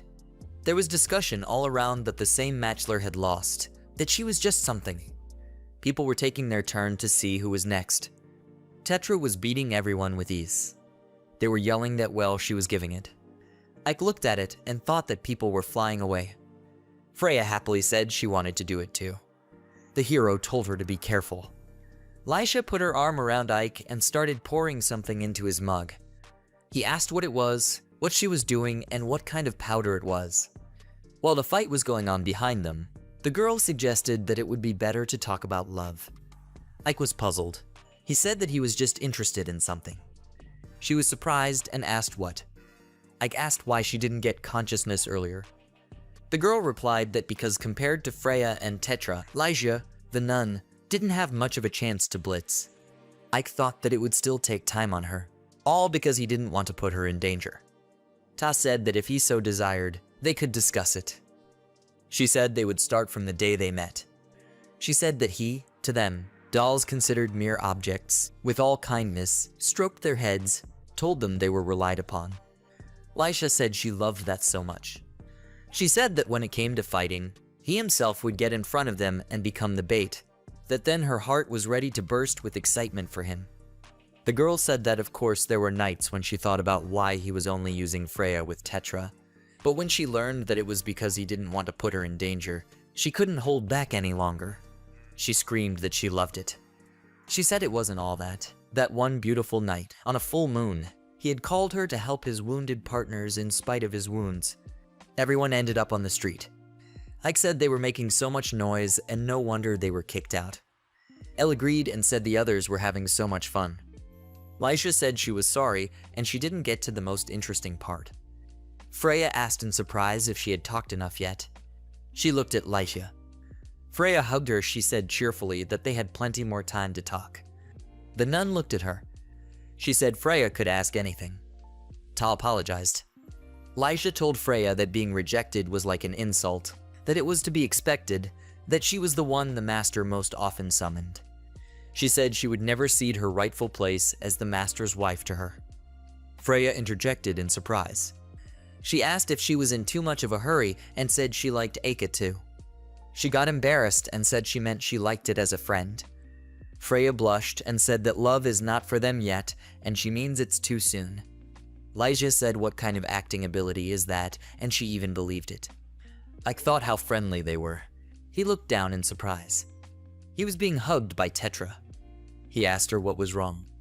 The girl replied that she had decided that if she liked someone, it was best to make it explicitly known, and she too would fight for Ike. The man thanked her and said that he would take care of her too. Sina looked at them. She was approached by Elle. She asked if the one would join. The girl cried out in embarrassment. She shouted that no, that she didn't mean that she loved Ike and the like. Elle interjected that she didn't love him. Sina shouted that she didn't, though. The hero turned to her. The girl shouted that he had heard that it was just a figure of speech like that. Elle laughed. She thought about the fact that Sina is her childhood friend, and she is usually calm, and this is the first time she sees her so excited. She thought that was why she was very happy and would help her in any way she could in this case. She thought that there was no progress this time. Sina at this time was thinking of words for excuses. Ike thought that something was keeping them busy. Freya and Lyja hugged him. Freya suggested that it was the way to go. Lyja said that everything is fair. Freya said the fun night was just beginning. Ike said it's actually hard to walk like that. Behind them, Sina was sad. Elle told her that next time. Nod woke up. He lifted himself out of bed and wondered where he was. Suddenly, he was in pain. He thought of those wounds, and that he had definitely fought Ike. He remembered that a demon had appeared in the square. Nod thought about how the room was like the guild doctor's office, and someone had carried him here after being hit by the demon. He thought, that is, it looks like he defeated the demon. He left the room with the thought that the fact that he was alive during a threat to humanity was enough that. Isla noticed that he was awake. Nod said how scary he was. The girl didn't understand what he meant. She held out her sword to him as he immediately disappeared from the guild. It was night. Yun yelled at Nod, asking where he had been. He replied that it looked like he had won. The girl asked if it was true that he had lost to Ike, and also that the demon had been defeated. She said that it was Ike who defeated him and asked what it was all about. He was shocked. Nod thought about Ike again. He thought about how long the latter would chase him, that he wanted to stop him. Ike and his dolls came to the guild. Hero, what mission will they take today? Ike thought about it and said that they'd handled such a big one yesterday. He suggested they take something easier this time. He noticed one of the missions on the wall and asked what it was. The hero saw that it was a survey of Vil's forest. He asked the girls if they would take it. They said yes. He said that Cyclops appear there. Ike thought about the fact that the monsters that were supposed to be deep in the forest started appearing at the entrance, that this mission says that the ecosystem of the forest is disturbed, and he thinks it's for a reason. He thought about it. Tetra read that the condition required 1B rank adventurer on the team. She said that they are C rank, so unfortunately they won't be able to take this mission. Freya said that they are as strong as a rank and it's unfair. Lyja said that it seems like not everyone here understands the coolness of the Master. She said that if he can't take this mission, then no one will definitely take this mission. Ike replied that that was too much. He thought about how he understood the feelings of the person who offered the mission, but they couldn't take it for now. He said that they should gain experience in the guild first. The hero said that there might be other missions as he suddenly noticed Sina and Elle. He wished them good morning and told them that they had come too. Elle in return wished him good morning. Sina was embarrassed by his appearance. She wished him good morning and said that what a surprise. They wished good morning to the dolls. Those replied in the same way. Ike asked the girls if they wanted to take the mission together, holding out a sheet to them. Elle read that it was to survey Vil's forest. Sina agreed and said, "Then there is something incomprehensible about it." She agreed and offered to take it. She said that they should repay them for yesterday. The heroes went to the forest. Freya, Sina, and Tetra walked ahead, followed by Ike with Lyja and Elle. Freya asked Sina how she fights. She replied that she usually just helps Elle. She said that when an enemy shows a weak spot, she gets them with a dagger. Freya replied how cool that was and asked where she learned that. Sina said that when she is alone, she uses magic. Freya was surprised and asked again if she knew how to use magic. Tha answered in the affirmative and said that assassins have the skill at shadow magic. She said there was something else. Suddenly, the girls noticed something and turned around. The whole team looked at the bushes. Many eyes could be seen from them. Goblins ran out of the bushes screaming. Ike was surprised. He realized that it was a bunch of goblins. He said that it was still strange, all this. Elle agreed. She said it was too soon for them to show up. She said then they would have to beat them for now. Ike agreed and said they would think after that. The monsters attacked. While Ike and Elle watched, the others took up the fight, killing the goblins. Lisha said they didn't seem to need them. Elle said they would only get in the way with their magic. The hero agreed. The goblins were defeated. They moved on. Ike thought about the fact that the farther they went into the forest, the more it stank. He looked at the ground and was very surprised. There were bloody bodies lying on the ground. Freya said, "This is the view." The girls agreed. Sina wanted to say something. Ike turned to her. He asked what it was and if she had noticed anything. The girl answered in the negative and that it was nothing special. She said that they defeat strong enemies in the same way, so only some very strong creature could make such a scenery. Ike agreed.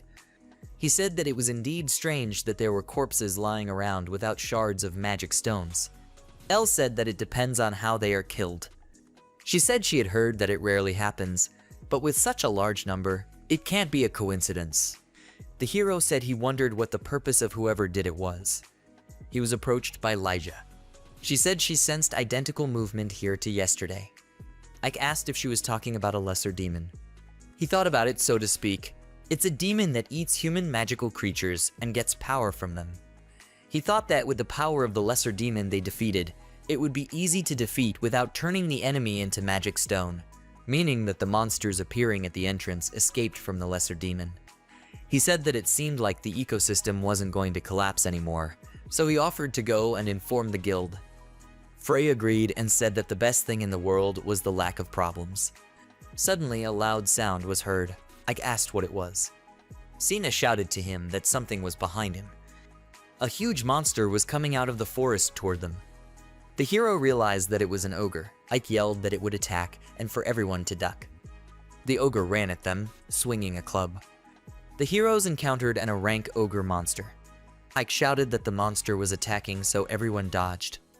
The ogre hit the ground with all its might with a club. Sand and dust flew at the heroes. Ike thought about the fact that they hadn't yet realized what kind of lesser demon threat was here. He thought that now they couldn't let it escape, and there was nothing left but to defeat it. The monster's eyes read anger. Ike shouted for everyone to form a front. He told Elle that he wanted to ask her to support them. The girl agreed and said she thought she could stop him. The hero told Lyja to also interfere with the ogre and help the wounded. She agreed and asked what about himself. Ike said that there was a lot of people to rely on today, so he would be the bait today. He said though maybe he shouldn't. The nun disagreed. Freya attacked with her sword. The ogre was not harmed by it in any way. The girl said he was not so simple. Tetra offered to switch. She ran towards the monster. She swung her fist and hit him in his stomach area. She said it was heavy. The ogre swung at her. Ike shouted to her. Sina pulled out her daggers and said she would not let. The monster's arm almost reached Tetra, but Sina used a shadow swan and his feet started to fall through the ground. The monster failed to reach the girl. Ike wondered if it was shadow magic. Sina stood confidently with her daggers in her hands. The hero shouted to Elle and Lyja. The two of them responded. They used Inferno and Fire Wave. The ogre was immobilized with the help of the girls. Ike shouted that this was a chance and for the others to attack at once. Tetra, Freya, and Sina rushed forward. Suddenly, the monster rose up and started yelling loudly. Ike didn't realize what was happening. The ogre's eyes turned black. He jumped up, swinging his club. As it landed, it hit the ground just a little short of Freya. He raised the cudgel, and with it, a lot of earth rose up. Pieces of dirt began to fall on the heroes from above. Ike said as he scooped up the earth. Seeing nothing, he thought of the massive soil with blood content, and he blinded them. He realized that the purpose of the ogre was to restrict movement. He thought that their opponent was a rank, but if he showed his weakness, he could be defeated. Ike thought that he could see, and by increasing his concentration, the monster could be felt. He thought that if it continued like this, they would lose and everyone would die. The hero realized that he had to do what he could and stretched his hands forward. He used the bait. The ogre turned its attention to him. The monster ran at Ike with a scream, swinging a club. The hero realized that he needed to act now. He assumed a position for a quick start and ran forward with all his might. When the ogre struck, Ike was already behind him. The hero fell to the ground. He thought about the fact that he had succeeded in distracting the monster, and then it was up to the others. Tetra and Freya jumped on the ogre from behind. Ike, covered in earth, said joyfully that this was a victory. The girls shouted to Ike. Elle apologized to him and said they had put him in danger. Sina apologized that they couldn't react. She apologized. Rising up, Yoroi replied that there was nothing to apologize for. He said that they were good for fighting face to face. He said that they stopped the cause of the anomalies and were able to defeat the ogre. Ike asked if that wasn't good enough. He offered to proudly return. The heroes set off. Tetra had a horned bath duck, a popular toy, on her head. Ike was thinking about their team. They arrived in town, and he said they sure were muddy. Everyone was muddy. The hero thought about the fact that they parted with Elle and Sina after they returned to the city and shared the reward. The girls said goodbye to Ike. He asked what they would do next. Elle replied that they didn't know yet. Sina said that they have something to do for now. Ike interjected. They said they did. He thought that they wouldn't be allowed to go anywhere like that. He had an idea. The doll's eyes lit up. They were very happy to see the bathtub. The hero said that they could be cleaned in the doll's cases, but N thought of letting them have such an experience. He said that all the more reason to have them washed quickly. He told the girls to go ahead. Ike thought that they were originally dolls, but now they had a female body and consciousness. He thought it was still good that he let them bathe separately. The girls were discussing something.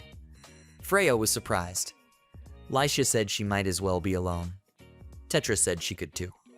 Ike didn't understand what they were talking about. He said they could climb first. Lisha said they could after him too. He was puzzled. She said the master would go first. The girl looked at him with a smile and waited. The hero asked the others if they agreed with her. Tetra said yes. Freya shouted happily that they would wash up later. Ike didn't understand what was the matter. He said then happily. He lay down in the bathtub and relaxed. The hero said how tired he was. He asked when was the last time he took a bath. He thought about how he had gotten so busy after everyone had consciousness. Ike thought about the many things he had experienced after being expelled from the team. Especially the coolest thing he thought was that he had survived a deadly fight with an ogre right after fighting an inferior demon. He concluded that he was saved by everyone. The hero thought of the swordswoman doll Freya, the fighter doll Tetra, and the monk doll Lyja. He thought of them as his dear partners who have been with him since the beginning of the adventure. Ike thought of Freya as his indispensable partner in any situation and at any time, thanks to her quick movements and excellent sword skills. He thought that Tetra was excellent at getting out of critical situations with superior maneuverability and strength unimaginable for her small size. He thought that Lyja, with the help of a variety of magic and, from somewhere, a black flame attack, was their precious support. The hero thought of them all as irreplaceable comrades, but he didn't understand how they gained consciousness. He remembered that they said they did it from him. He didn't understand where their characters came from if he was the cause. Ike thought there was another reason, but he couldn't figure out which one, other than improving the skill. He thought that in addition, he hadn't heard that puppeteers could improve their skill at all. The hero thought that everything was too obscure, but everything was very important. He said that maybe it was for the best. He was distracted from his thoughts and said that it was time to get out of the bathroom. Time was limited after all. As he got up, he saw the dolls with no clothes on. Freya was very embarrassed. He asked in surprise what they were doing. Freya, all red, shouted that the two insisted she hadn't suggested it. Tetra said it was more fun to bathe together. There was no doubt about that. Lyja laughed and said that they were Ike's partners. She stood in front of him and said that whatever is natural is not ugly. The hero was puzzled. The girls jumped into the bathtub. Tetra said that Ike was caught, and Lyja apologized. Freya, covering herself, also climbed into the bathtub. Everyone was silent. A blushing Ike surrounded by girls thought that he wouldn't get out like that. He asked if they would explain it all. Elijah said it was just as they told him and that there was no point in them bathing in different tubs. The hero disagreed and said that there was a point. The girl said how shy he was and giggled. Ike thought that he couldn't be the reason for having such a character and that she was mocking. Tetra's head made contact with his shoulder. The girl lay down on top of him. The hero turned to her and asked if she could move away a little. She replied that she could not and that she was comfortable here. He turned to Freya. She responded. He said they were having a hard time and asked if that was so. She said yes. A duckling toy was floating in the bathtub. Tetra said that this is it, happiness. Ike said it felt good. Elijah agreed. The hero said that sometimes, in principle, you can, and that was it. Freya was sitting remotely from everyone. She said she would come closer. At the guild, the guys said hello to Ike and asked him what quest he would take today. He replied that he had just come to look and hoped to find a good one. People whispered that he was the one. They wished him well. The hero thanked. Elijah giggled. Freya asked what was the matter. The one replied that she thought the attitude of the host was changing day by day. Freya said that they had finally noticed the host's attractiveness, but they would only give them a passing grade for now. Elijah replied that the one was unwavering. She said that it still felt good to her as well. Freya agreed. The heroes stood at the board with their assignments. Ike asked what they would choose. He said by the way that the rank didn't rise in a blink of an eye, and there would be no special quest today. Isla came up to them. She said that Ike was on time and asked if he had time. He wished her a good morning and told her that he hadn't picked a quest yet, so there was time. The girl replied that thank goodness, and then she had a conversation for them in the far room. The hero was puzzled. He and his dolls sat down on the sofa. Lycia asked him what was going to happen. Freya said not to make much noise. Tetra drank tea and said it was delicious. Isla walked over to them. Everyone twitched at once. She thanked the team for waiting. She said they could behave as usual. Ike wanted to excuse himself. The administrator suggested getting to the point. All agreed. She said that they had a conversation about having to report to the Royal Guild and the feudal lord about defeating the demon. The hero replied that he had already done everything. Isla said that a reply came back and they promised to give details later. She said that they had a personal errand from the feudal lord. Ike was very surprised. The hero stood outside a large mansion. He said that the house was big. He thought about it being a feudal lord's mansion, which is special in a city of aristocrats that he usually doesn't go into. On the way out, he said that he was an adventurer and was sent from the guild, that his name was Ike. The guard replied that they had been reported to them and asked to see the adventurer's map, just in case. The hero agreed and reached into his bag. After looking at the sheet, the guard said that everything was correct and asked him to wait. Ike exhaled a breath. A maid came out to the door. She invited the hero to pass. She said that the master was waiting for him in his study. They walked down the corridor of the mansion. Ike was looking around. From the doll box, someone said that it was beautiful here. The maid asked if the hero had said anything. He replied that nothing. Ike whispered to Freya that he told him to sit quietly. The girl apologized. He thought about the fact that it hadn't been long since the puppets had gotten conscious, and there were times when they did unexpected things, like in the guild. Ike asked Isla why he was a feudal lord, and why all of a sudden. Lyja giggled. She said that finally the feudal lord noticed his talent, and for sure he decided to give him his throne. The hero covered her mouth and asked her not to say such a thing. He thought about the fact that they were learning to live like ordinary people, but now they were dealing with the aristocracy and would like to have a minimum of incidents. Ike didn't think about them getting out and talking. He thought about the fact that it was still the right decision to say that he didn't have a team, and they would probably run around and frolic. He noticed someone on the stairs. There was a girl looking at him from behind the wall. He thought that she must be from this mansion. A maid called out to him, telling him that they had arrived and he was here. She turned to the man and said that they had brought Ike to him. The man gave permission to enter. The hero entered, apologizing. The feudal man responded by apologizing for summoning him so suddenly. He said it was a pleasure to meet him. that he was the feudal lord of Grey's territory, Alt Greys. The hero said that he was an adventurer and his name was Ike. The feudal lord thanked Ike for responding to his request. He asked him to take a seat. Alt suggested getting straight to the point. He said that news of Ike's recent exploits had reached him, and so he wanted him to defeat the boss on the 6th floor of the Septum Labyrinth. The hero asked what the boss on the 6th floor was. The man replied that it was a Hydra. Ike interjected. He thought that the Hydra isn't a rank monster with a bunch of heads, using poison, and seems to have but very little information that it also appears in other dungeons. He asked how Alt knew the Hydra was the boss of the 6th floor. He apologized for the question and said it was just the first time he'd heard of it. The hero asked if there was some adventurer that had reached it. The feudal man closed his eyes. He said that in order to entrust Ike with this quest, he would need to explain the circumstances in more detail. He asked to follow him. As they walked down the corridor, the hero thought about the fact that the Hydra was unlikely to have expensive magic stones that aristocrats want. Alt said that they had come. He opened the door. There was a girl in the room. She turned around at them. Ike realized it was the same one who had been looking at him. Alt addressed the girl, calling her Iris. He reminded her that he had told her not to come near this room while they had a guest. The girl apologized. He replied that it was no longer anything. He said he had a conversation to Hero and asked the girl to leave the room. She agreed to do so.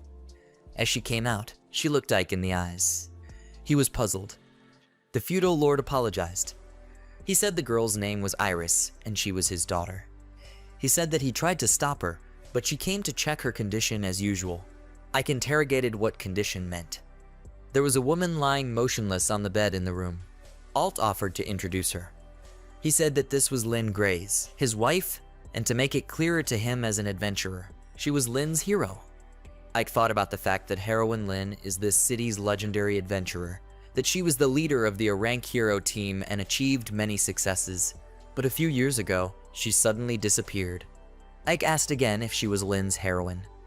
Alt replied that as he could see, Lynn had been asleep for a long time. He said it was the effect of the poison she had poisoned herself with 3 years ago. The hero thought about the poison. He realized that it was on the 6th floor. He thought that the fact that adventurers disappear is a common thing. The feudal lord agreed and said that she was poisoned by Hydra venom. The hero thought about the fact that adventurers don't calculate their strength. Sometimes they are unlucky, and sometimes they go off the rails. Alt offered to tell a little bit of how it was. He asked if Ike knew that Lynn had fought on this city's team. He replied that he knew. The man said that the team consisted of Lynn, a sword wizard, and a priest. He said there was also a puppeteer. The hero was surprised. He asked again if the puppeteer was on Arang's team. Alt replied that Lynn had said that he was a very gifted puppeteer. He said that he masterfully controlled 3 puppets about a meter tall at the same time, something that ordinary puppeteers could only control one. So it was immediately obvious that he was gifted. Ike was shocked. He thought about how he didn't know about this. He had always thought that puppeteers moved to the suburbs and became circus performers, that they weren't usually considered a normal profession, and he didn't have any other puppeteers he knew and thought it was the norm. He thought he had 3 puppets that were about 1.5 meters tall, that even before gaining consciousness, they stood out, and there really is something to wonder about. Alt asked for permission to return to the case. The hero agreed. The man said that once, Lynn had headed to an unknown territory, that she wanted to pass the 6th floor of Septum's Labyrinth. He said that when she reached the depths of the 6th floor, she encountered a Hydra and was betrayed by the puppeteer. Ike was puzzled. Feudal said that it seemed to be a surprise, and it could be assumed that the puppeteer was controlling 3 puppets before the Hydra. He said that the whole team was hitched by the puppets and they couldn't move. Alt said that Lynn was somehow able to shake a puppet off of her, but there was no more time or way to save the others. He said that after being poisoned by the Hydra, the girl saved her partners and escaped, and after leaving the dungeon, she lost her already almost lost consciousness that she came back tormented. Alt said, further recounting what he had heard from the swordsman mage and priest from Lynn's team. Ike hesitated. The man looked at him. He apologized for telling an unpleasant story. The hero replied that it was no big deal, and what's more, he wanted to know something. The man asked what. The hero asked what was the purpose of the betrayed puppeteer and where he went afterward. The feudal lord replied that it was unknown to him. He said that after that incident, he disappeared and was never seen again, and whether his purpose was originally to kill Lin and the team was also unknown. Ike thought about how he didn't know that such a thing could happen to the Orang team. He didn't understand what the strange feeling in his chest was. He replied that he understood what had happened. The hero said that he was a mere puppeteer, and from what the man had told him, he was in no position to help. He said he thought if he called in a skillful priest, it would be quicker and safer. Alt replied that it was as he said, but a priest from their team had already tried to cure Lin. However, he failed.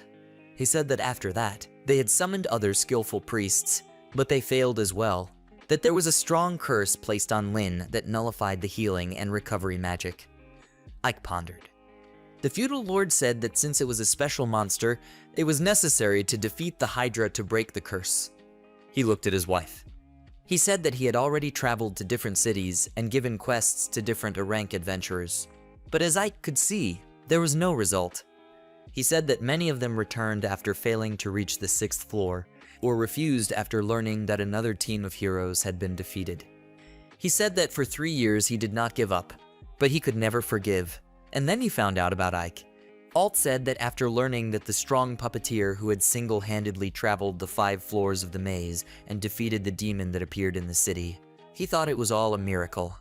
He said that Lin tolerated the poison with the help of her sacred strength and fortitude, but she would no longer last that long, and most likely only had about half a year left.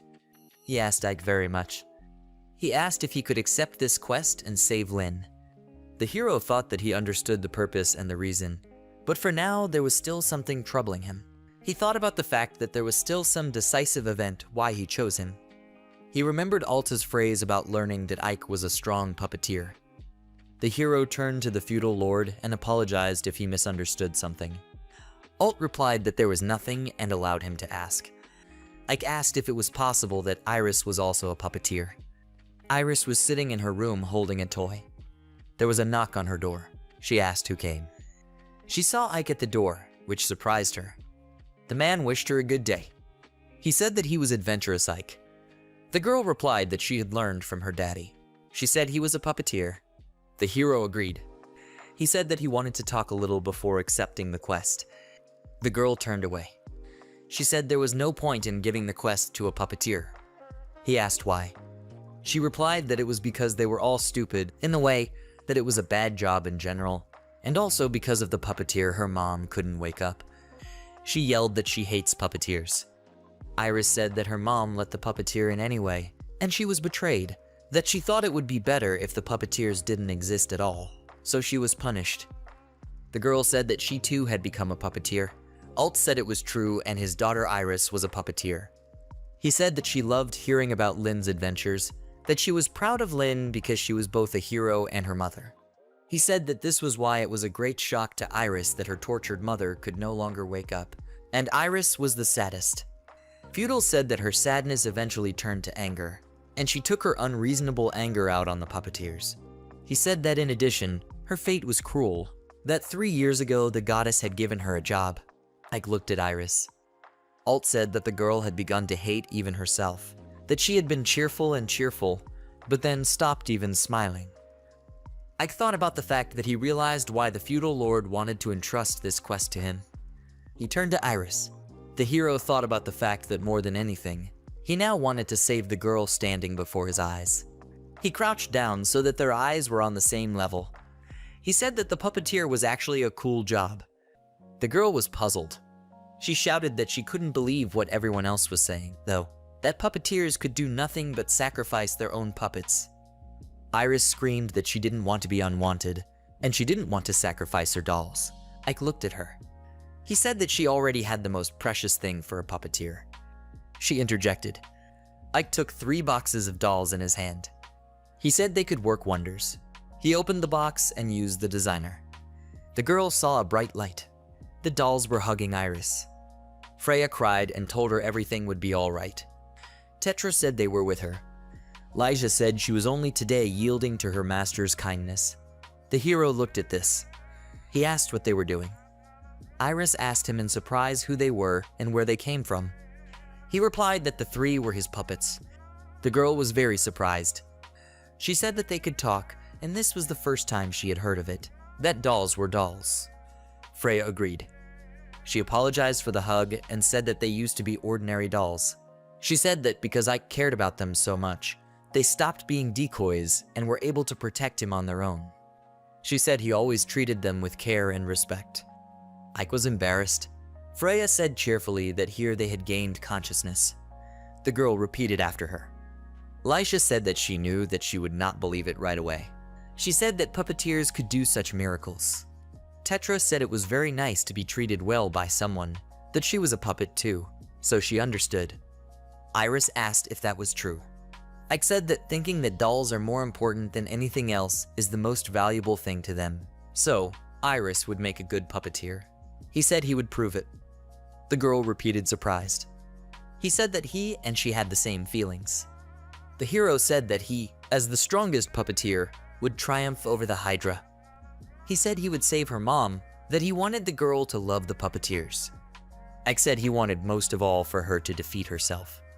She was surprised. Her eyes shone. She asked if he definitely treasured his dolls. Toth replied that of course. She asked if he was sure he would not betray. The hero replied that he swore that he would never betray her. The girl asked if they could be believed. Ike asked to believe them. Iris walked up to him and took him by his clothes, calling him brother. She cried and asked him to save her mom. The hero replied that she should rely on him. Ike was in the City of Adventurers, Fide, and he needed to go to the Septum Labyrinth. Alt said in surprise that yet, he still couldn't believe. He said that he couldn't believe that Ike's dolls had developed consciousness. He said with a smile that Iris had already made friends with them. He said she hadn't smiled in a long time. Looking at the team, the feudal lord said he thought they might as well perform a miracle. He handed Ike a map of the labyrinth from the 4th floor. The latter was surprised. Alt said Lynn and his partners had left it behind, and it might not be complete, but it would surely come in handy. The hero thanked and said he would really need it. He said that he had a hard time with the boss on the 4th floor, and beyond that he didn't know anything at all, and any information would not be superfluous. Iris turned to him. She removed a necklace from her neck. Alt was surprised. The girl said it was an amulet her mother had once given her, and she thought it would protect him. The hero asked if she would give such a precious thing to him. She disagreed and said she would lend it to him. Ike agreed with a smile. Iris said that he was very dear to her, so she asked him to return it by all means. The hero replied that of course. She asked not only to save her mom. She asked him and himself to return safely. Ike promised that he would. The family saw his team off. There were many sheets of paper on the table. The hero said they would discuss strategy first. He said it was good that Isla helped them. He read the books while the dolls sat silently watching him. Tetra was drinking tea at this time. Ike thought about the fact that the Hydras were all from different dungeons, but they were all quite labor-intensive to defeat. He thought that the Hydra had 7 to 9 heads attacking with physical attacks and poison, and it would be hard to win. The hero thought that besides, if he didn't chop off all the heads, it wouldn't die and they would grow back. Ike closed the book. He told the girls to listen. Freya agreed. He said she would be a support and to concentrate on chopping off the heads. The girl told him to rely on her, that she would definitely be able to. He told Tetra to help, that he would leave the body attacks to her. Tetra replied that she would do what she could. The hero told Lyja that she would get the hardest task. The girl agreed and told him to order whatever he wanted. He said to concentrate on treating the poison from the Hydra and that looking at Lynn's condition, just disarming it would be difficult. He told Lisha to be sure to neutralize the poison before it touched them. The girl replied that it sounded difficult, but she could do it, and that all attacks aimed at him would be disarmed. He said how brave she was. Ike told the dolls that there was something else he would ask of them. He said that he wanted Freya to cauterize all the incision sites of the heads. Foxy said that it is difficult multitasking, and if they do it all at the same time, it will be a little difficult. The hero hesitated for a moment. He said he didn't deny it and asked to wait while he rethinks the plan a bit. Lysia shouted that here he was giving that she wasn't talking in that sense. The girl said they just needed an incentive. She asked if she could ask him for something if they could manage it. Ike asked in bewilderment what to ask for. The Ta replied that a reward. The hero asked again. He agreed. The doll giggled. She said cheerfully that he obliged. The other dolls asked what they should. Ike replied that he already understood and for them to think about what they wanted. The puppets cheered. The hero wondered if that was really what they wanted. He suggested to go while they were motivated. He thought about the fact that once upon a time, he was on Noda's team and they challenged this dungeon with a bunch of monsters. He told the girls that the 4th floor boss was pretty difficult. Freya asked who he was. Ike replied that it was a gargoyle. He thought about how it was difficult for a team with exhausted members to inflict fatal wounds on its hard body, that they had backed off several times, and it would be a difficult place to climb to the 6th floor. He thought that fortunately the 3 were advancing full of initiative, so they were not particularly exhausted, but it was impossible to relax. They entered the room. Tetra hit the gargoyle hard. Ike was surprised. A hole was formed in the monster's body. Tetra stood in the middle of the room with her hand raised. The hero looked at her. She said that was it. Ike was shocked. He said that the gargoyle was kind of B rank. He thought Tetra had hit the monster's weak spot that Freya had shown, all in one hit. He thought Tetra was stronger than expected after gaining consciousness. Freya saw that the one was covered in dust and headed over to clean it. The hero said that their teamwork was getting better and thus they were getting stronger. He thought how brave they were. Ike told them that there was almost nothing further to go. He suggested that they go on. Freya and Tetra happily agreed. The 4th floor was passed. A multitude of monsters were walking towards the heroes. Freya attacked with her sword with a shout. She shouted that there were too many of them and they should go elsewhere. Ike replied that he understood. The team ran through the dungeon. Lysia pointed her finger forward and shouted that that was the end of the corridor there.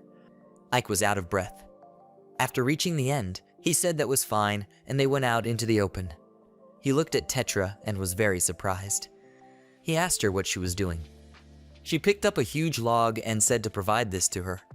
She yelled for everyone to be careful and threw the log forward. It hit right into the passageway. Before the monsters could get in, rocks started falling down. Ike told Tetra that it was a great job. The girl was pleased. In the end, the passage was completely blocked with rocks. The hero said that magic has its limits, so they would avoid fighting if possible.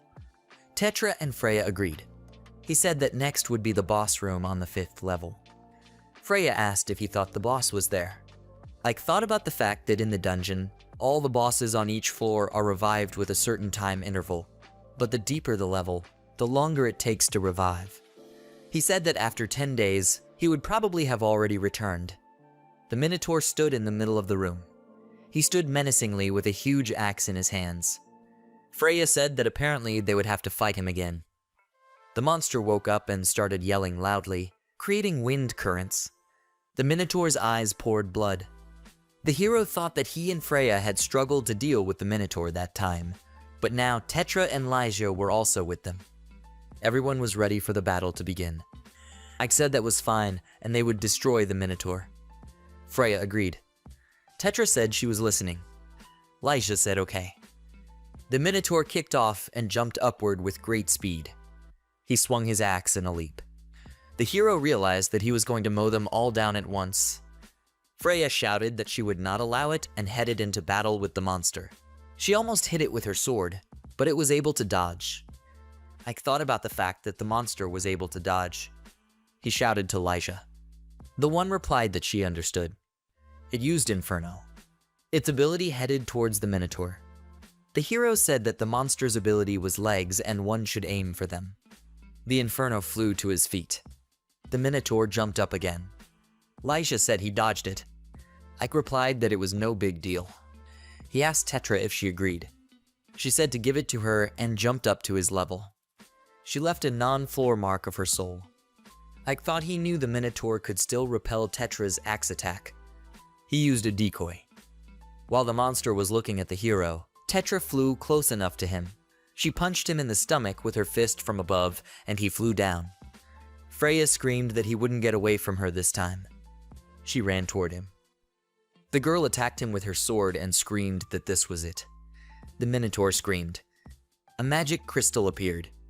Ike told the girls that it was a good job, that he never doubted them. Freya said it was a great team effort. Tetra said it wasn't bad, they smacked it in. She, holding the rock in her hands, was satisfied. Lyja said she was a little off and would have to redeem herself next time.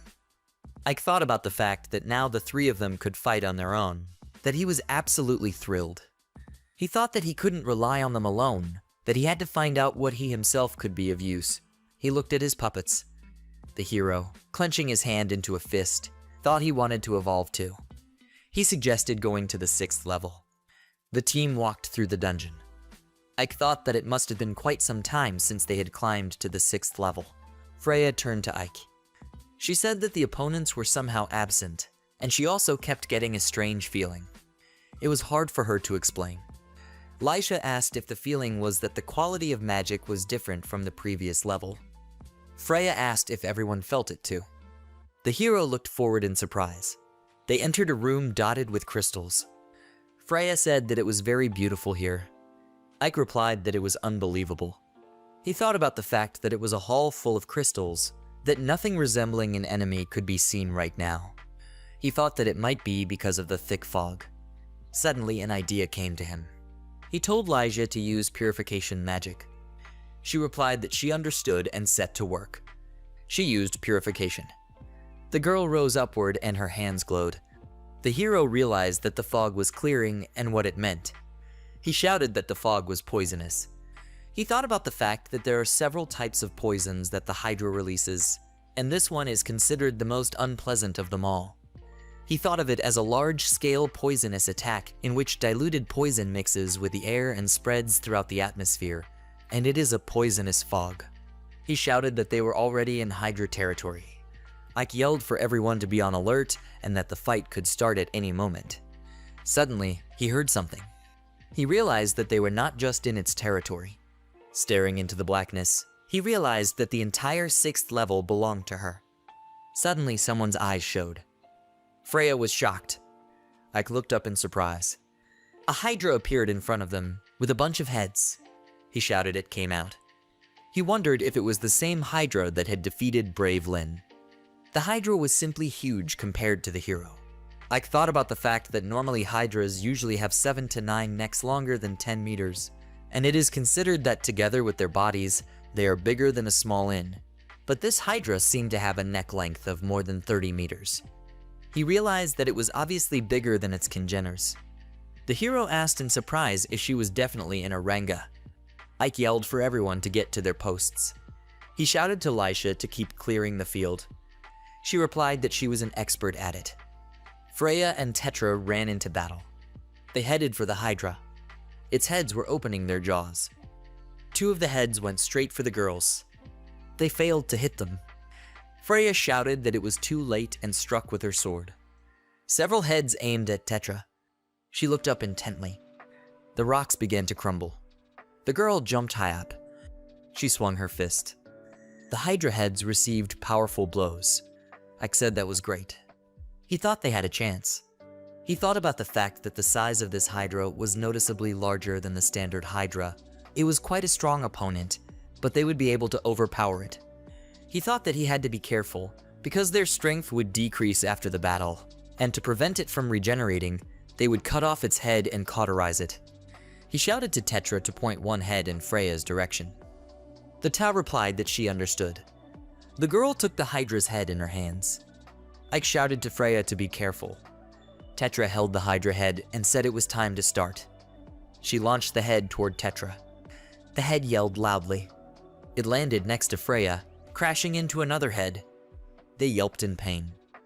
Freya shouted for action now, swinging her sword. She struck several blows, and in doing so she severed 4 of the Hydra's heads. Ike shouted to Lyja. The latter responded. She used Inferno on the severed heads. They cauterized. The hero said that was great. He thought the first 4 are there, and now they had greatly reduced the monster's strength. He thought that they should have an advantage. He didn't realize what the pressure was. One of the heads glared menacingly at them. Hydra towered over Ike. Toph thought that they definitely had the advantage and could not be afraid. He decided that he should finish off the two heads near Tetra first. He shouted to Tetra. One of the heads let out a shriek. It knocked the dolls over. They were confused. The hero didn't realize what those hidden heads were. He covered his ears with his hands. The head opened its mouth and almost reached Freya. Ike shouted to act faster. The girl jumped up, bypassing the flying rocks. Tetra jumped upward, toward the screaming head. Something began to appear at the mouth of one of the heads. It was right next to Freya. Ike didn't realize what it was. He shouted to Freya to run. The girl didn't realize what it was. Some kind of liquid from the mouth of the head flew straight at her.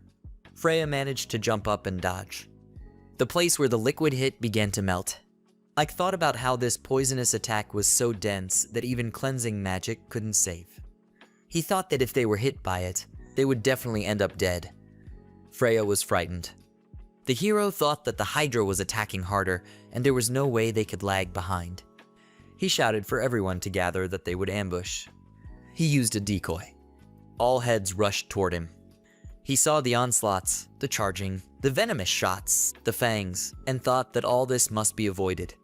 He thought that if they joined forces, they could defeat any, even the strongest enemy. Almost all the heads were cut off. Ike turned to the girls and told them to listen. He said that all they had left was that giant head, that he would tell them what they would do to destroy it. Tetra and Freya agreed. He held out his hands to them and told them that they were counting on them. He shouted for them to charge magical resources. Freya shouted to head forward. The hero thought that this was the final battle. He thought about the fact that everyone, starting with Lyja, was expending a lot of magical energy. Freya and Tetra headed forward. Hydra watched them. Freya shouted to go forward, swinging her sword. Everyone looked at her. She brought the sword up to the Hydra's neck. Her attack did nothing. The girl didn't realize what was happening. The Hydra very quickly turned toward her with its mouth open. The girl started to fall down. Freya fell on the crystals. She screamed in pain. Ike was in shock. He screamed at her. She did not respond. The hero fell to his knees. He could not believe what had happened. Lyja shouted at him to take a break. She said that they, the puppets, could not just die, that they knew his principles, but to save her, they needed to finish off the Hydra quickly. Ike said he would be the bait. He told Lyja to keep using purification magic in Tetra that she was under attack. Tetra replied that she understood. Lyja told the master to rely on her. He smiled. Hydra towered before the heroes and yelled loudly. The girls were ready for battle. Suddenly, something began to emerge from the severed heads. They began to grow. Ike thought about the fact that they were supposed to be burned. He didn't understand why they were regenerating. The heads finally grew. He shouted that this Hydra was special.